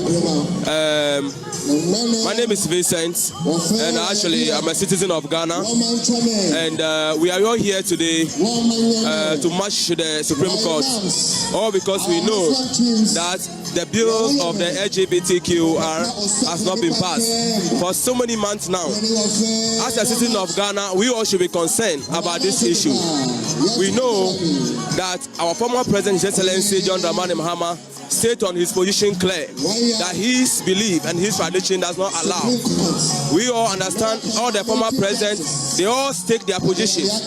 But our current president says this issue is bound to happen. And today, it's like we are seeing the witness of what is happening. Just like the Bible says, by their fruit we shall know them. So we are here to join hands, to demonstrate, and to go to the Supreme Court to tell them that we have been waiting for far too long. Ghanaians are waiting for far too long. They should be speed up and wake up and pass the bill, so that our country, Ghana, remain peacefully and remain justice. Our traditional leaders, the Muslims, the Christians, none of these accept this. So we plead to the Supreme Court. That's why we are here today as a citizen of Ghana, to show concern. Okay, I want to go back to Sam George to ask him about the itinerary for today. Sam George, I want to come back to you and find out from you, what are the activities lined up for the day? What are we to expect today? Well, we will start with a march from here. Like I said, we will leave here, get to Farisco traffic light, take the left, get to TUC. From TUC, we will continue all the way to the AG's office, the Law House, and then from there we will continue to the Supreme Court. The police have requested of us to slow down because this morning the police is taking some of our citizens who have been unjustly imprisoned to court, hoping to get bail for them. So the police wants to clear that operation out of the way before we get there. So we've been asked to hold on a bit before we move. So we're looking to move from here around 9:30, 10, so that by the time we get there, it'll be 12, 1, and then we move it. Now that you've brought that up, I've not heard you officially speak about the Stop Galamsey initiative that was embarked upon. Over the weekend, we saw thousands of young people march through the principal streets of Accra to demand a total ban on Galamsey. What's your take on that? Galamsey is Ghana's drug war. Unless the government deals with it the way you deal with cartels, we're never going to end this fight. Galamsey is a crime, it's mass murder, and we must fight against it at all costs. The people in government who have executive power must ensure that at all costs, Galamsey must end. But when the president himself is complicit, when the president himself has his daughters as shareholders in companies that have licenses, when on the day the president was meeting organized labor, his government issued 13 new licenses. The president is complicit. And that is why, for me, I think that, look, we must use all force at the expense of the state to stop Galamsey. We cannot continue this way. And that's why I supported the Democracy Hub demonstrations. I supported the organizers. Even though I wasn't on the ground personally because they said they didn't want politicians there, I supported them because I agree with them. And to show you how high-handed the president is, he gives the order for the arrest of citizens who were simply protesting against his complicity in the destruction of our water bodies. Our president must realize that the remaining 3 months till he hands over office, he must conduct himself in a manner becoming of someone who occupies the highest office of the land. Okay, thank you very much. That's Sam George telling us the itinerary for the day, how they intend to carry out this protest. Okay, I'm told that there's one of the leaders here who wants to speak to us. So if you can kindly come forward and speak to us. Good morning. Nice T-shirt. Why have you joined this protest?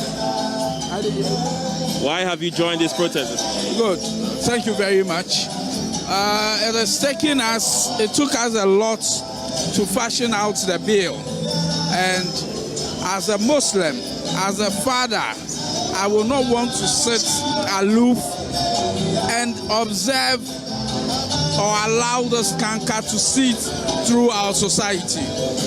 So once the bill has been fashioned and then the parliamentarians haven't done their work, we expect that out of what's legal gymnastics that was orchestrated and has rendered the bill before the Chief Justice and her cohorts, we look forward that she speed up the process, not necessarily even speeding up the process, but she should do her bit. Now the buck rests with her. There are 3 cases. Foremost, the first one has been heard by Justice Tanko and then Justice Yoni Kulendi. We expect that the other one, which bounds on causing financial implication to the consolidated fund, that aspect should be heard by the Chief Justice who presides over that panel. It has been there for over 70 days, and the court had given 14 days, that's 2 weeks, to all the parties to respond to the last guy and Odoe's case. At the 70 days now, we haven't heard anything. We think to us, justice delayed is justice denied. If the life of those parliaments comes to an end, the entire bill will have, the process will have to begin again with the next parliament, which we think is not appropriate. Because, my brother, when this bill was being fashioned, we went all around the country, met with key stakeholders, and over 90%, overwhelmingly, Ghanaians endorsed the bill. It is not part of our culture to accept the LGBTQI plus phenomenon. It is strange to us. It is not part of us. We say no to it, and we will not allow powers that be use legal gymnastics to sit on it. Thank you very much. So you heard there some of the people who are joining the protests. The march is yet to begin, but I want to believe that it should begin any moment from now, as George outlined the activities for the day. So from the Obra Sport here at Circle, Kenneth Jesse for joining us. Back to you in the studio, Benjamin.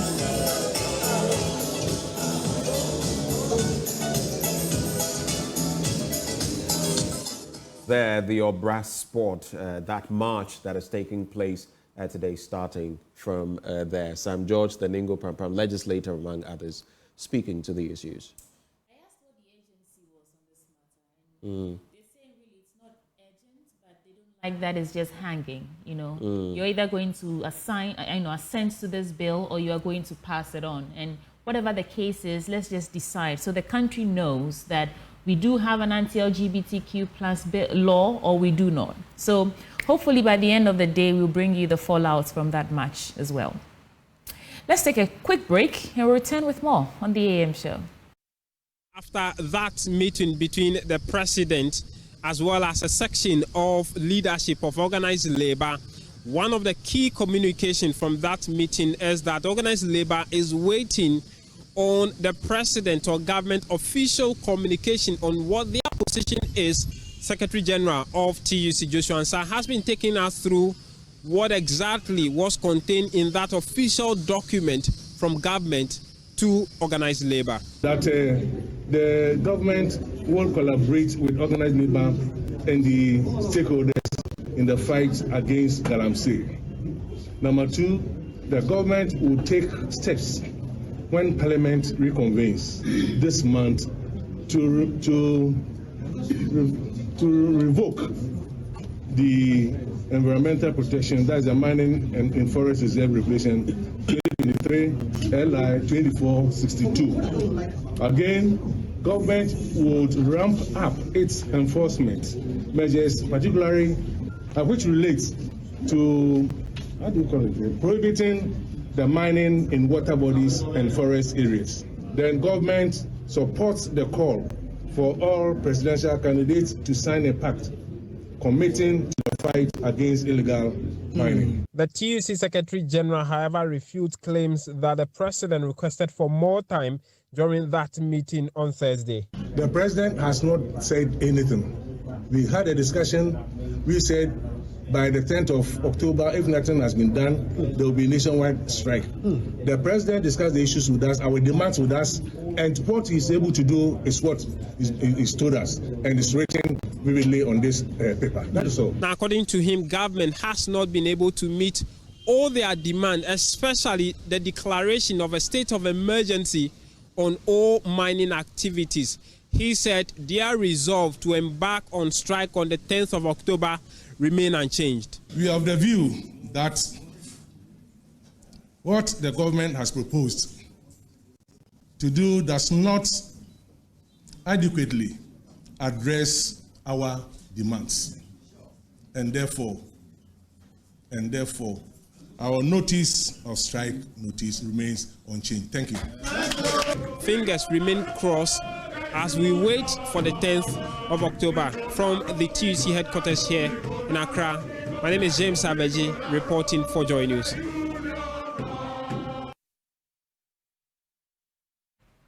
So there you have it. It's a no turning back for organized labor's determination to shut down the country.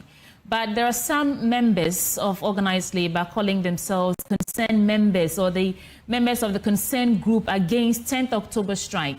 And they say that they are dissatisfied with some of the fallouts from this, the conversations and engagements with leadership and the demands. But let's get on the phone and speak to Dr. Charles Obeng-Sapong. He's also a member of the concerned group against the 10th October strike. Before we get to Doc, let us just take a look at, you did hear leadership of, organized labor saying, listen, government's proposal does not adequately address our demands and therefore our notice of strike remains unchanged.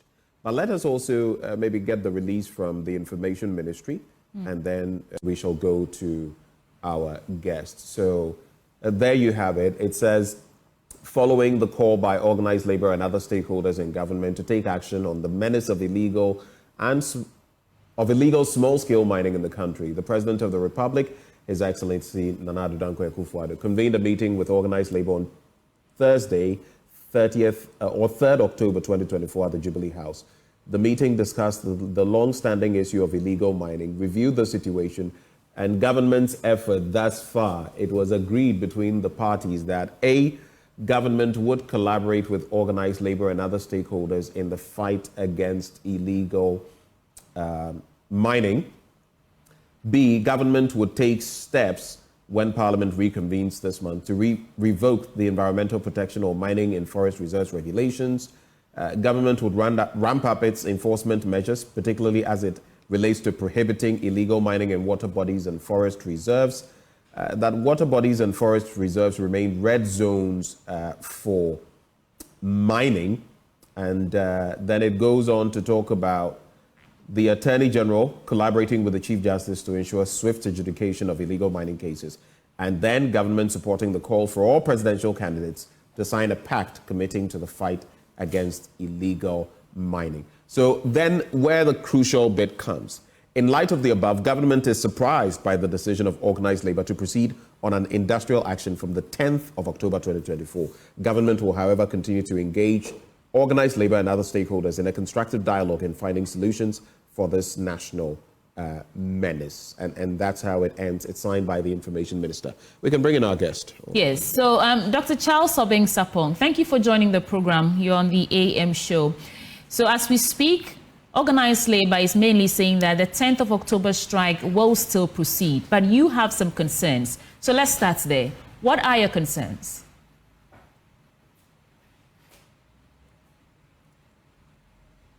Okay, we are trying to reconnect with him, but we know that about 700,000 workers are preparing to lay down their tools in a nationwide industrial action against illegal mining. They're saying that they made some demands. Government has not yet met those demands. And Benjamin, it turns out that the president didn't actually ask for an extended period of extended time to deal with the issues, as was reported a few days ago. There was nothing like that was said. But I understand we have Dr. Charles Obeng-Sapong back with us, so let's go straight to him. So, Doc, thank you for joining the program on the AM show. I was asking that organized labor says, as at this moment, 10th October strike will still happen, but you have some concerns. So what are those concerns? Thank you, my sister. And good morning to our viewers and listeners. Our concern, very simple, that such a declaration has been made that on 10th of October, organized labor is embarking on strike. We are saying that when there is a leader or when there is leadership, there are always followers or members of a group for which reason those people are leading. And so we are saying that ordinarily, when such a crucial decision, such an important national issue is being pursued, we thought that it is important, unless the group, for them to have a strong decision. I mean, know that it is made up of, the organized labor is made up of various unions. For the unions to make thorough discussion of the issue, so members will come out with various views, various dimensions to the issue at stake. When all those things are done, then we table everything and then we send it to leadership. They look at those views we have expressed, and then based on that, they take whatever decision that needs to be taken. And so you're saying that because of the lack or inadequate engagement with members of organized labor, you are dissatisfied with this approach to lay down your tools on 10th of October. Exactly. And why is this only coming up now? Why are we only hearing about your dissatisfaction with this approach now? No, it is not. That is not the issue. The issue is that before such a thing, that declaration could be made, you inform us.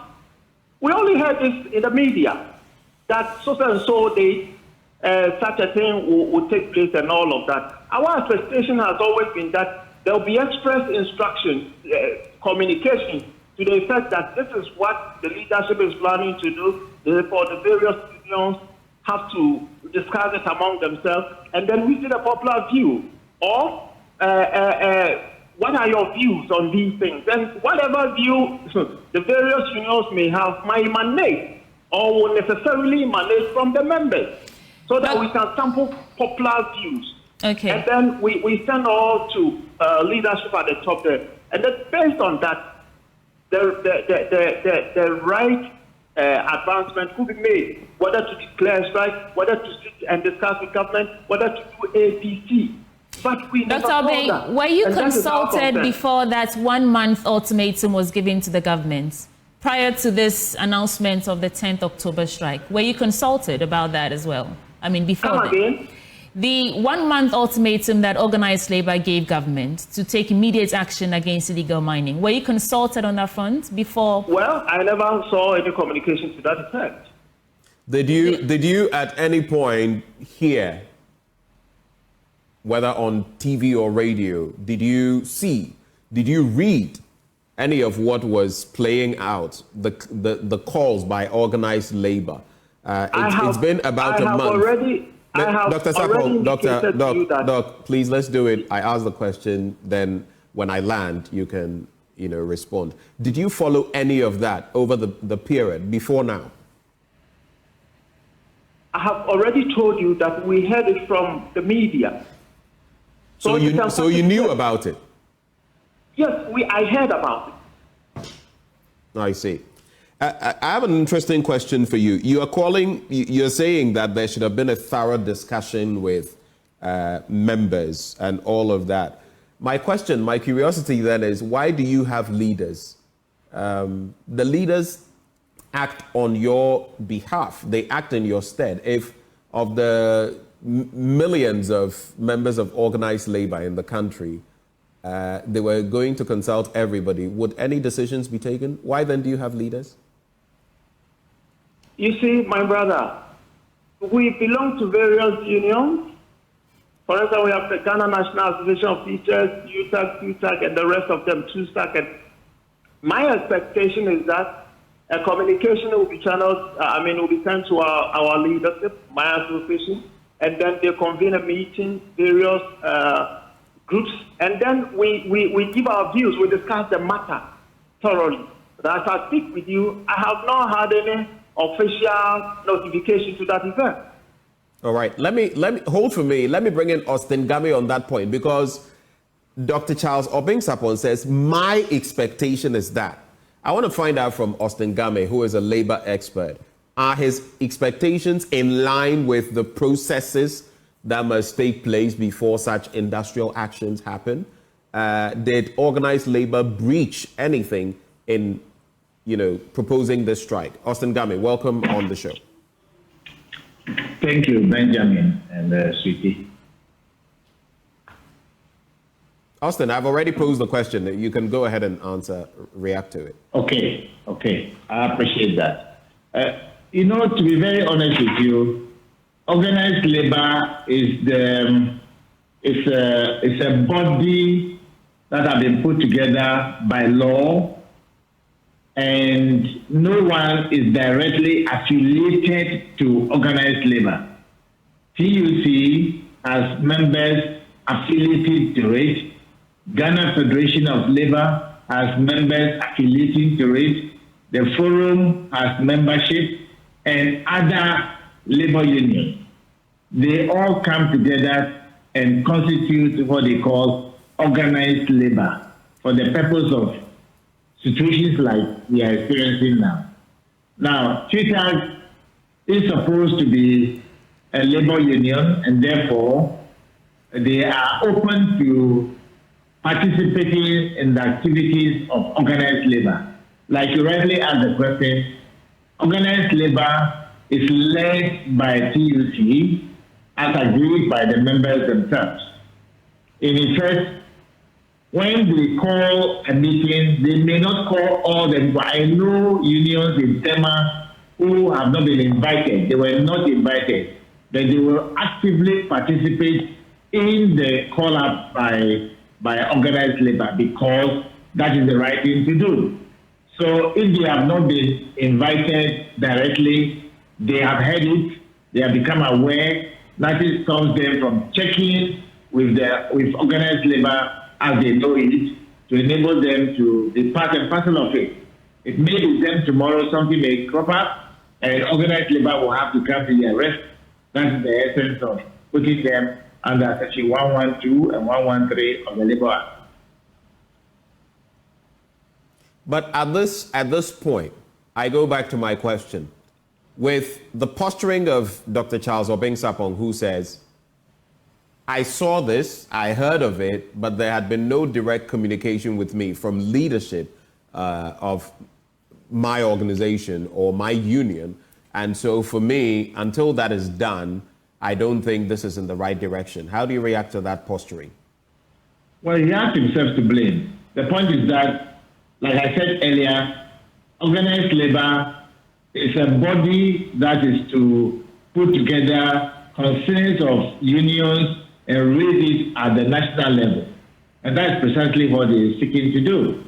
And so they have heard it. They've heard it in the media. Albeit they've not written to him directly, they may not be able, they may not even know that his address to even write to him. But they've heard it. Anytime he has a problem and it's not being addressed nationally, he can appeal to organized labor. Organized labor will call a number of other people. They will come together and come to their rescue if they found the issue to be something worth fighting for. So clearly, they have really no point. I know them very well. Twitter, I know them very well. They are not the flamboyant type of trade union in the sense of trade union. They are teachers, they are lecturers. I think that what they should be doing is to come together with other unions and solidarize. That is the essence of trade unionism. Solidarity is the order of the day. So they should not expect to be written to directly. And they should take away the cloaks of belonging to different political entities and so on and so on, and come together as people who are workers and whose matters can become difficult and will need a rescue, and not a political party. Mr. Game, however, be that as it may, this deviation from the approach of organized labor or the leadership of organized labor, how does it affect the intention of organized labor to draw the attention of the governments for immediate action on illegal mining and its effects on our water bodies? Does it affect this intention at all for the strike? No, not for a moment, not for a second. Everything will be successful as I see it unfolding. But the structure of organized labor is not intended that if you don't write and avail yourself to organize. Let me give you an example. all the 6,000 members of the laboratory people, made up of doctors and laboratory technicians and so on and so on. They are not one of the mainstream trade unions.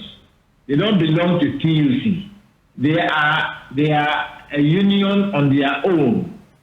They were not being invited to organize labor meetings. They have heard it. I urged them on. They wrote to organized labor. They were admitted to the meeting. They attended all meetings of organized labor, and they were present at this meeting also. But they are not an affiliate to TUC.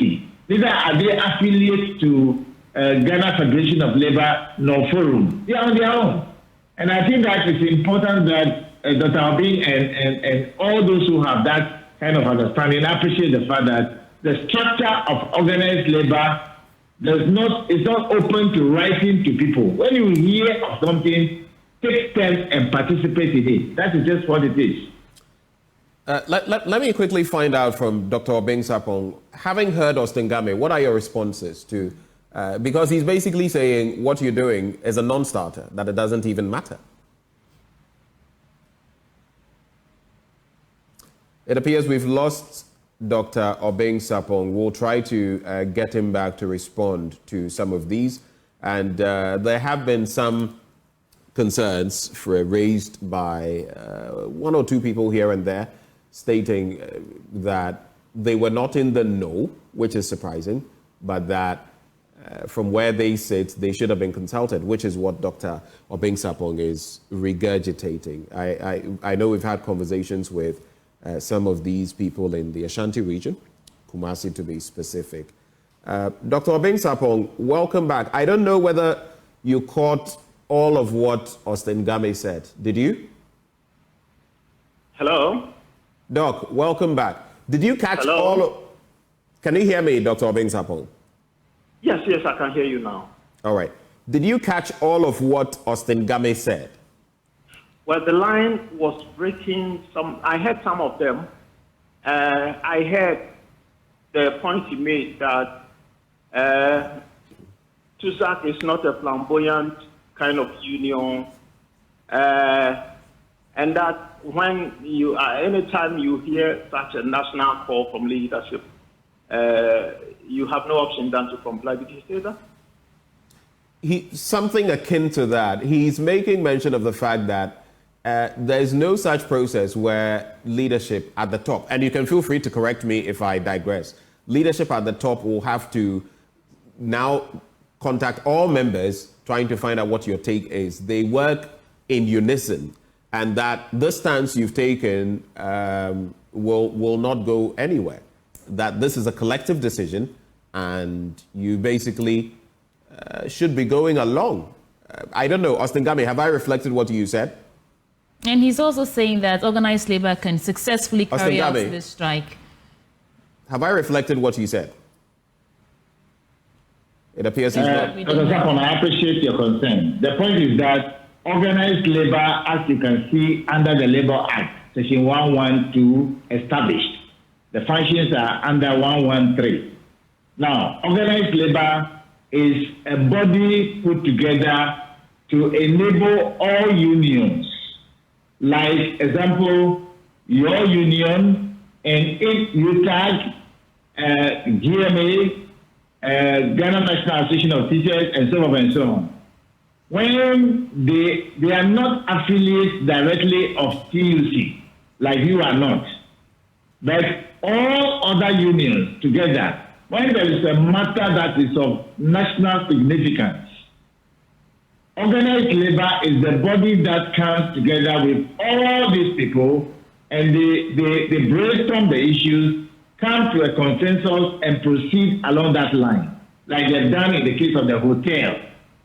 Now, so the issue is about, now that we have this terrible problem of Galamsey destroying our water bodies and the ecology of our forests, they have come together and decided that they want to confront the issues by helping government to find a solution. And that if government will not be able to find solutions, they would take action as normally trade unions do. They have given government since September a step way forward. Okay. Government has not positively responded. They give it another number of days, and now they are saying that they will take action. Government invited them to a meeting, and they finally come to a decision that they will now take a decisive action to stop the galamsey through government machinery. That is what it is. Okay. And you have heard it. Not that you haven't heard it, according to what you told Benjamin. You have heard it. Okay. Your action will be to go along with organized labor. You may not be contacted directly, and you need not be contacted directly. Like I know other unions that have not been contacted, but they will participate. All right. Austin Game, we're grateful for your time on this matter. Let me take Dr. Obeng Sapong as well on this matter. What is your reaction? Now you've heard Austin Game clearly. What is your reaction? There is no need for any argument. My point, or the point of the concerned group, is that this is such an important national issue which calls for a solution. And we think that for us to arrive at a very good conclusion, which is beneficial to everybody, the country and its development, it is important to do a broader consultation involving the members of various unions so that we can solve with very detailed plan so that centuries happen. Okay, so let me ask you. You're saying that you're still insisting. So that is what they are saying. So if anybody feels that, well, that's the way they are ready for us to comply and all of it, I think that we have to end it there, and then they have made the point. And so, but I can tell you that there are various members of the organized who feel disrespected, who feel that their inputs have not been sought, their views have not been sought to inform whatever decision. So let me ask you quickly, final comments. Final comments. Let's see how it plays out. Dr. Obeng Sapong, final comments. How many are you in this group? And there's also this claim that some people have money has exchanged hands. That is why some people are adopting this posture. Quick response to that, and we are done. Can we say that those who are also declaring the strike, it means money has changed hands up there? Well, claims have been made. Claims have been made specifically concerning this one. So, how do you respond to that? I'm just asking for your response. I have also heard that people are saying money has changed hands up there. Does it mean we should believe that? I mean, let's consign that to the periphery and talk about the core issue. All right. So, if we are saying there is no need for any broader consultation, that declaration has been made. Every member is compelled to follow and all of that. Let's see how it plays out. Okay, so if the strike happens, it means you and your members will not participate in it, right? Well, I can't speak for everybody, but as far as I'm concerned, so far as I was not informed, so far as my view was not sought, I don't think I'll comply. All right. I was asking him for how many members there are of his group. We've not got that yet. But Dr. Charles Obeng Sapong is a member of the concerned group against the 10th October strike. We also spoke to Austin Game, a labor expert. That's how we conclude this end of the conversation. We'll be back after the break for more. Do stay. For this entire week, although it's just Tuesday, when you make phone calls, I don't know if you've experienced it yet, but they tell you Happy Customer Service Week. Let's discuss this because we're going to talk about the third edition of the International Customer Service Summit 2024. And in the studio with me to get into this conversation is Priscilla Wellington, and she's CEO of Customer Service Africa Limited. And we also have Mr. David Ankra. He's Head Corporate and Group Business for SIC Life. Lady and gentlemen, welcome to the program. We know that customer satisfaction and loyalty is pivotal and crucial for companies' financial performance, so we cannot underestimate the importance of celebrating this week-long activity. So let me start with you, Priscilla. What really inspired you to organize International Customer Service Summit, and what is it all about? Thank you so much, and good morning to your audience. And so as an experienced hospitality professional and some experience from corporate, I've seen the transformative power of exceptional customer service delivery, However, I've equally seen the devastating effect of poor customer service. And that really just sparked my desire to redefine customer service, which is actually our thing for as a business, Customer Service Africa, redefining customer service. Your business is customer service. Africa. Redefining customer service, and we thought of revolutionizing that in Ghana and across Africa. Okay, so let me come to you, Mr. Ankra. From SIC Life, I know that, of course, you buy into the importance, absolute significance of good customer service, but why did you decide to come on board as a sponsor for this year's summit? Thank you very much, and good morning to your viewers and listeners. For we at SIC Life, we view the patronage of our customers very high because we are in business because of our customers. And so at a time like this, we feel that we don't have to sit on the fence. We have to get involved to appreciate the good things that our customers have done for us because they are our reason why we are in business. And so at a time like this, we can't leave them out. We always want to be part of them and appreciate all the good things they have done for us. And so we will always want to say that for the summit that is coming on tomorrow, people should take it serious and then be part of it so that we will all increase our customer service experience that we give to our customers. And Priscilla, this is the third edition of the summit.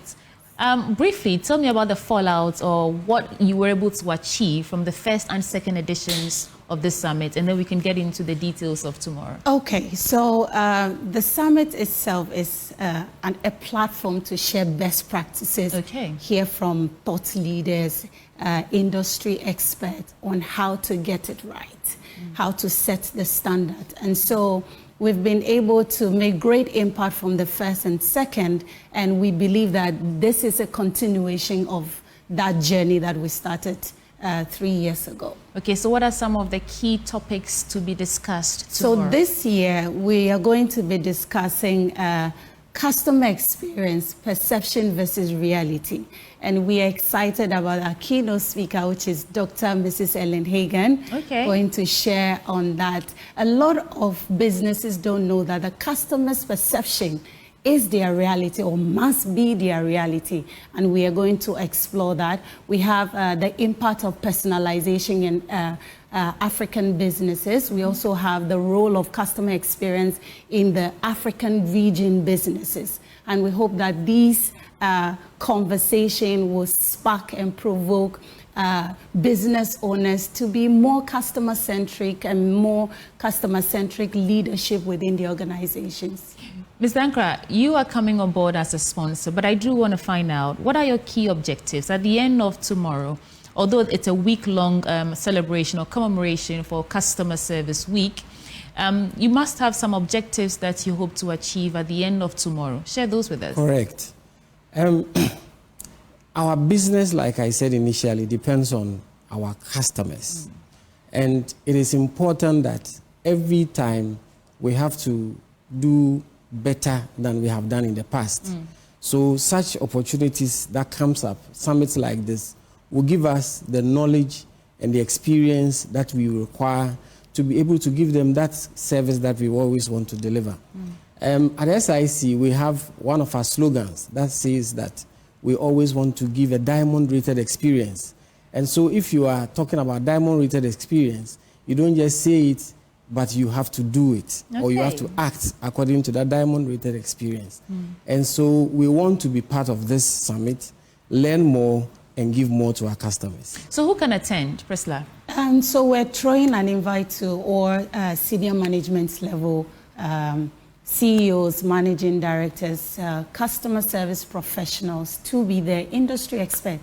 Come, let's learn, let's network, and let's make customer service a daily offering in Ghana, not just once in a month in October, and then we go back to sleep. And this is for individuals as well, right? Yes, who are interested, maybe small and medium scale enterprises. Sales and marketing, entrepreneurs, from across industries. You can. Let's look at this on a more continental approach. How do you think that this, fix the gaps we have in, like you said, good customer service and how it actually boosts the business's image and finances even? How does it feed into our needs of the African continent in terms of customer service?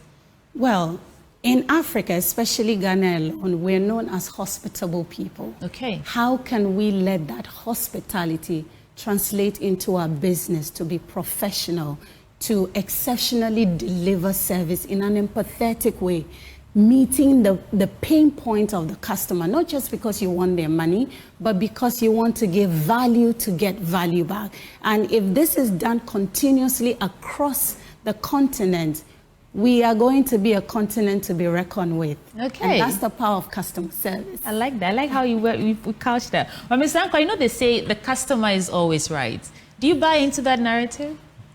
Do you think the customer is always right? Yes and no. Let me know what you think about it. I'm very curious because I'm not sharing my opinion, but I disagree slightly on that. But you tell us. Okay, so the customer is not right when it comes to knowledge of what the company does, because it is not everything that the company does that will be put out there for you to know. Our processes are with us, and so sometimes you might feel that something that has to be done in 1 hour or in 30 minutes, it wouldn't work like that. So that is where the customer may not be right. But the customer is right in what they want to buy, because if they want a product, they will have to look for exactly what they want and buy. If they don't get it, then it means that they have been shortchanged, and that will not be a good customer experience that they are going to have with your company. Okay, Priscilla, before we go, do share just 2 key points that anyone listening to us right now who may or may not be able to attend this summit could learn from you as an expert in terms of customer service that they can apply to their lives or industries. What is that 2 key things you should note if you're in the business of engaging with customers? Okay, what I would like to tell our viewers is that customer service delivered in an exceptional way will always create a positive customer experience. That in turn will bring loyalty, retention, and that directly affects your bottom line. You do have a way with words. Ms. Ankra, so let me give you a minute to add your voice to it and invite those watching us directly to come and join us tomorrow. In fact, she said it all. You see, people buy products for certain reasons, and then when they have a need and they come back to you, they expect that you will be there for them. And if you are able to give them that needed service that they want, they will also go out there and then market your product for you. So customer service is very, very important. I believe that we are saying it is a week, but it should be part of us so that we will always do it. We don't wait for the first week in October before we make noise about customer service. It should be part of our business, and everybody in the company should buy into it and will live with it to make our customers happy all the time. Okay, so that's the International Customer Service Summit. But Priscilla, how do people who are interested contact you? So if you would like to register for tomorrow's summit, you can reach us on 0242861098, and then we'll share a link with you to register and make payment. The number is 0242861098. Join us tomorrow. Let's empower excellence and ignite profits. Absolutely. On the theme, customer service, perception versus reality. And I think it's going for 1,300 CDs for tickets.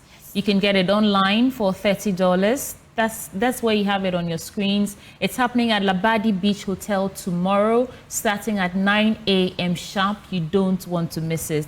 Thank you so much, Priscilla Wellington, CEO of Customer Service Africa Limited, and Mr. David Ankra, Head for Corporate and Group Business for SIC Life. I wish you the very best tomorrow. Thank you. Thank you.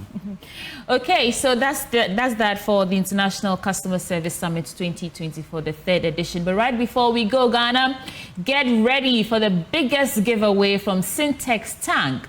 Syntex is visiting 15 communities, giving them free water. And this is to say thank you, Akbenami, for making us the #1. Syntex was the first to introduce double-layer tanks in Ghana. And do you also know that Syntex tank comes in so many colors and was also the first to come out with inner white layer?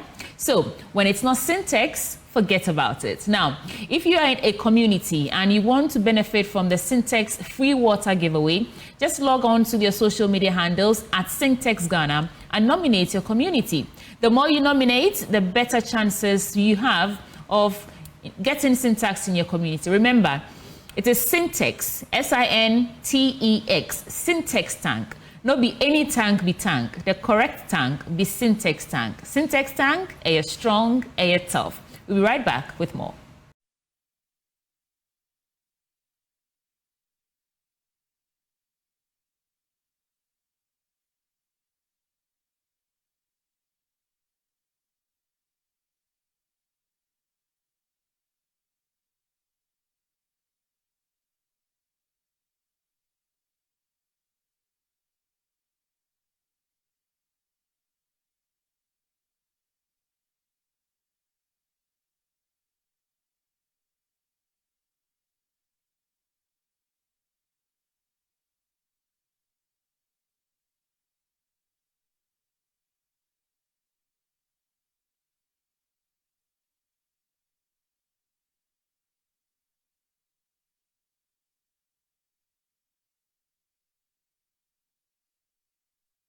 Into the inner perimeters of the Obras Fort, we can see a lot of security present here.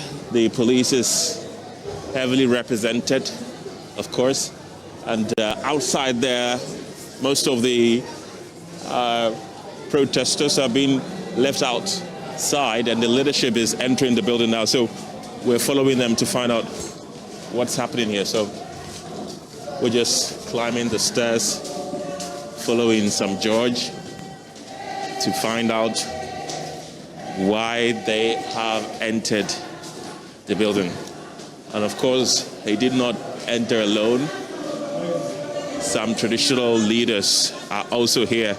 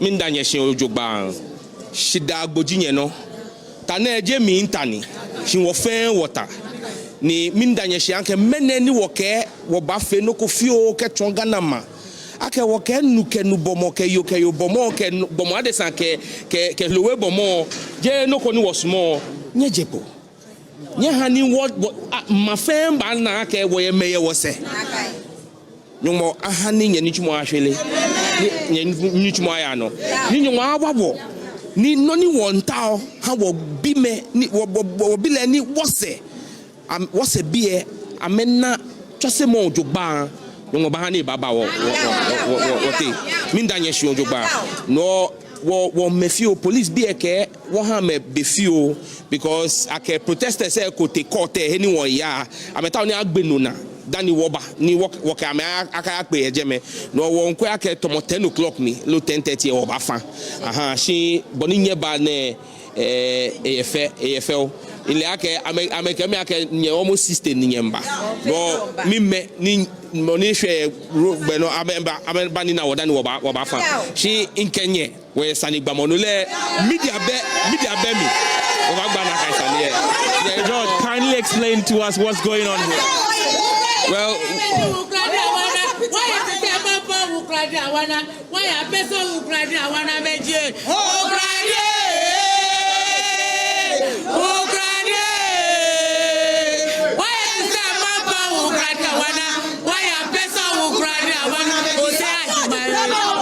Mr. George, kindly explain to us what's going on here. Well, you basically have the Queen Mothers and the warlords, the female warlords of the Ghana state step out today to support us and join us in embarking on this, because they see this as not a personal battle of mine, but they see this as a battle for not just the Ghana state, but all of Ghana. And I've been saying that what we're doing is in line with our traditional authorities. The traditional people do not support this. Christians don't support this. Muslims don't support this. And that is what makes us Ghana. And so if our traditional leaders say they don't want this, customary law is a source of law in this country. And once the custodians of our law say that this is alien to us and we don't want it, the Supreme Court must listen. The Supreme Court, led by Getrutokono, the Chief Justice, she's a woman. She's beautifully married to a man. We want our daughters to also get married to a man like she has gotten married to a man. We want our sons to marry and also be able to say, my beautiful Rebecca, like President Akufo-Addo says. President Akufo-Addo is not married to a man. He's married to a woman. The Chief Justice is married to a man, not a woman. So that is what we want for our children, and that's why we are out here today. And what time is the march starting? Well, like I said, we are looking, the police have told us that between around 10:30 they'll let us move, because they are monitoring what's going on at the court premises with the demonstrators who were arrested, who are going there as well for their bail application. So we're giving ourselves another hour to move. We're waiting for the signal from the police. Once we get the signal, we will move. Thank you. Thank you too. That's one of the proponents of the anti-LGBTQ bill, Sam George, there interacting with some traditional leaders, and he's been telling us that the Queen Mothers of the various locations here in the Greater Accra region are vehemently opposed to the practice of LGBTQ, and they have turned up in their numbers to support this march, which is a call on the Chief Justice to expedite hearing on the 2 applications that have been sent before it, blocking or attempting to block President Akufo-Addo from assenting to the bill, which was passed in Parliament in February this year. So as you can see in your shots now, Sam George is engaging the traditional authorities here in the Greater Accra region. And he's been telling me that their time of commencing the march has been moved to 10:30 because the Ghana Police Service is monitoring proceedings at the Accra High Court, where the lawyers for the arrested protesters are seeking for bail for their clients, and also later in the day at the Accra Circuit Court, where the lawyers will go there again to seek for bail for the rest of the remanded protesters. That is the main reason why they haven't started the march now, because the police is supposed to provide protection to them, but he's telling them to give them a few more minutes to put things in order so that the march can begin. And Sam George tells us that it is likely to start around 10:30. So in your shots now is Sam George, flanked to his left, right by traditional leaders in the Ghana state, posing for a photograph, all of them with a Ghana flags in their hands, and some also in their headgears. They are unanimous in their decision. They do not support LGBTQ activities in Ghana, and they want expedited hearing by the Supreme Court. So that's what you can see in your shot now. But outside, though, there are a lot of protesters who have gathered there waiting for leadership to return and attend to them. And of course, we want to give you a bird-eye view of what is happening outside here. You can see a lot of them outside there ready to receive the signal to start marching. You can also see a heavy security presence. Here to my left, there are a lot of policemen and women who are also ready to offer protection to the protesters who are yet to begin their march. So if you come here, of course, they've gathered in their numbers. We're told that a lot of clergymen and women are present. We're also told that most of them are on their way coming, and the message is simple. They are all saying no to LGBTQ activities in Ghana. They want expedited hearing by the Supreme Court. And of course, Sam George earlier called out the Chief Justice of deliberately stalling the process and told her that she should expedite hearing on that. And they've indicated that they're giving the court 2 weeks after this protest. If nothing happens, they are going to take their next line of action. And of course, still in this room, you have the traditional authorities who are done posing for photographs with Sam George MP for Ningo Pram Pram, and also one of the proponents of the Anti-LGBTQ Bill.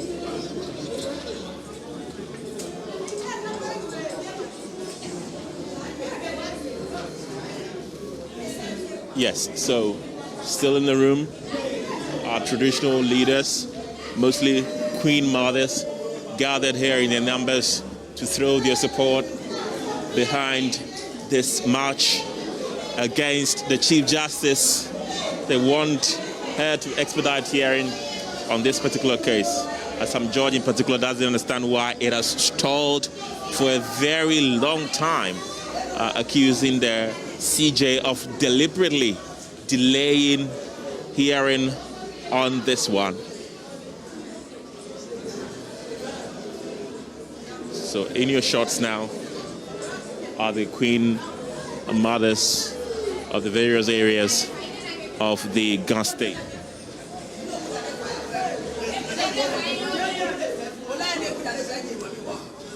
Yes. Let's descend the stairs. Those are the gallant policemen and women who look ready to protect the citizens who are marching against the delay in the hearing of the anti-LGBTQ bill, which has been brought before the Supreme Court by some private citizens seeking to prevent the president from assenting to it. Of course, let's descend.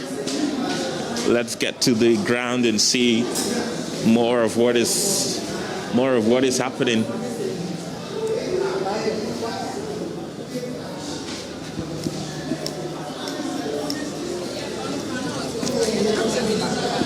Yeah, so the march, as indicated by the MP for Ningo Pram Pram, is expected to start somewhere around 10:30.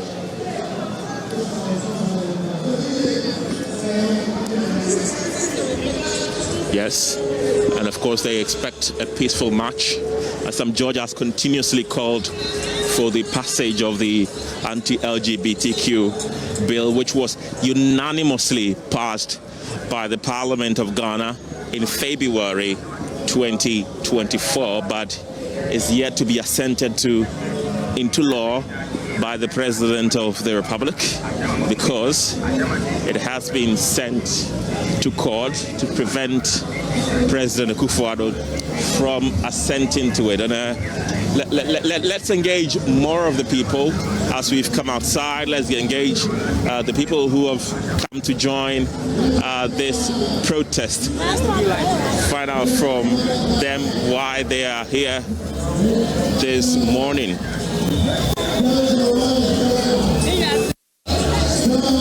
Yeah.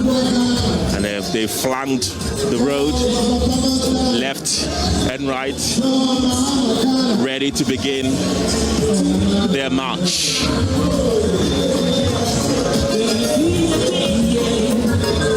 Yes. Hi. Hello, good morning. Can I speak to you? This is Joy News. Why have you joined this protest? Yeah, I've joined because I'm a Ghanaian and my religion is against LGBTQ. So that's why I'm here this morning. Thank you. That's a very simple and precise message there on the reason why he has joined this protest.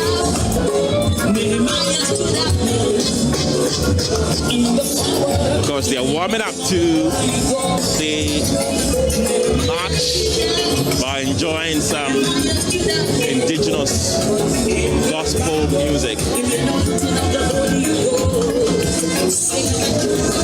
Well, let's cross to the other side of the road and engage more of them.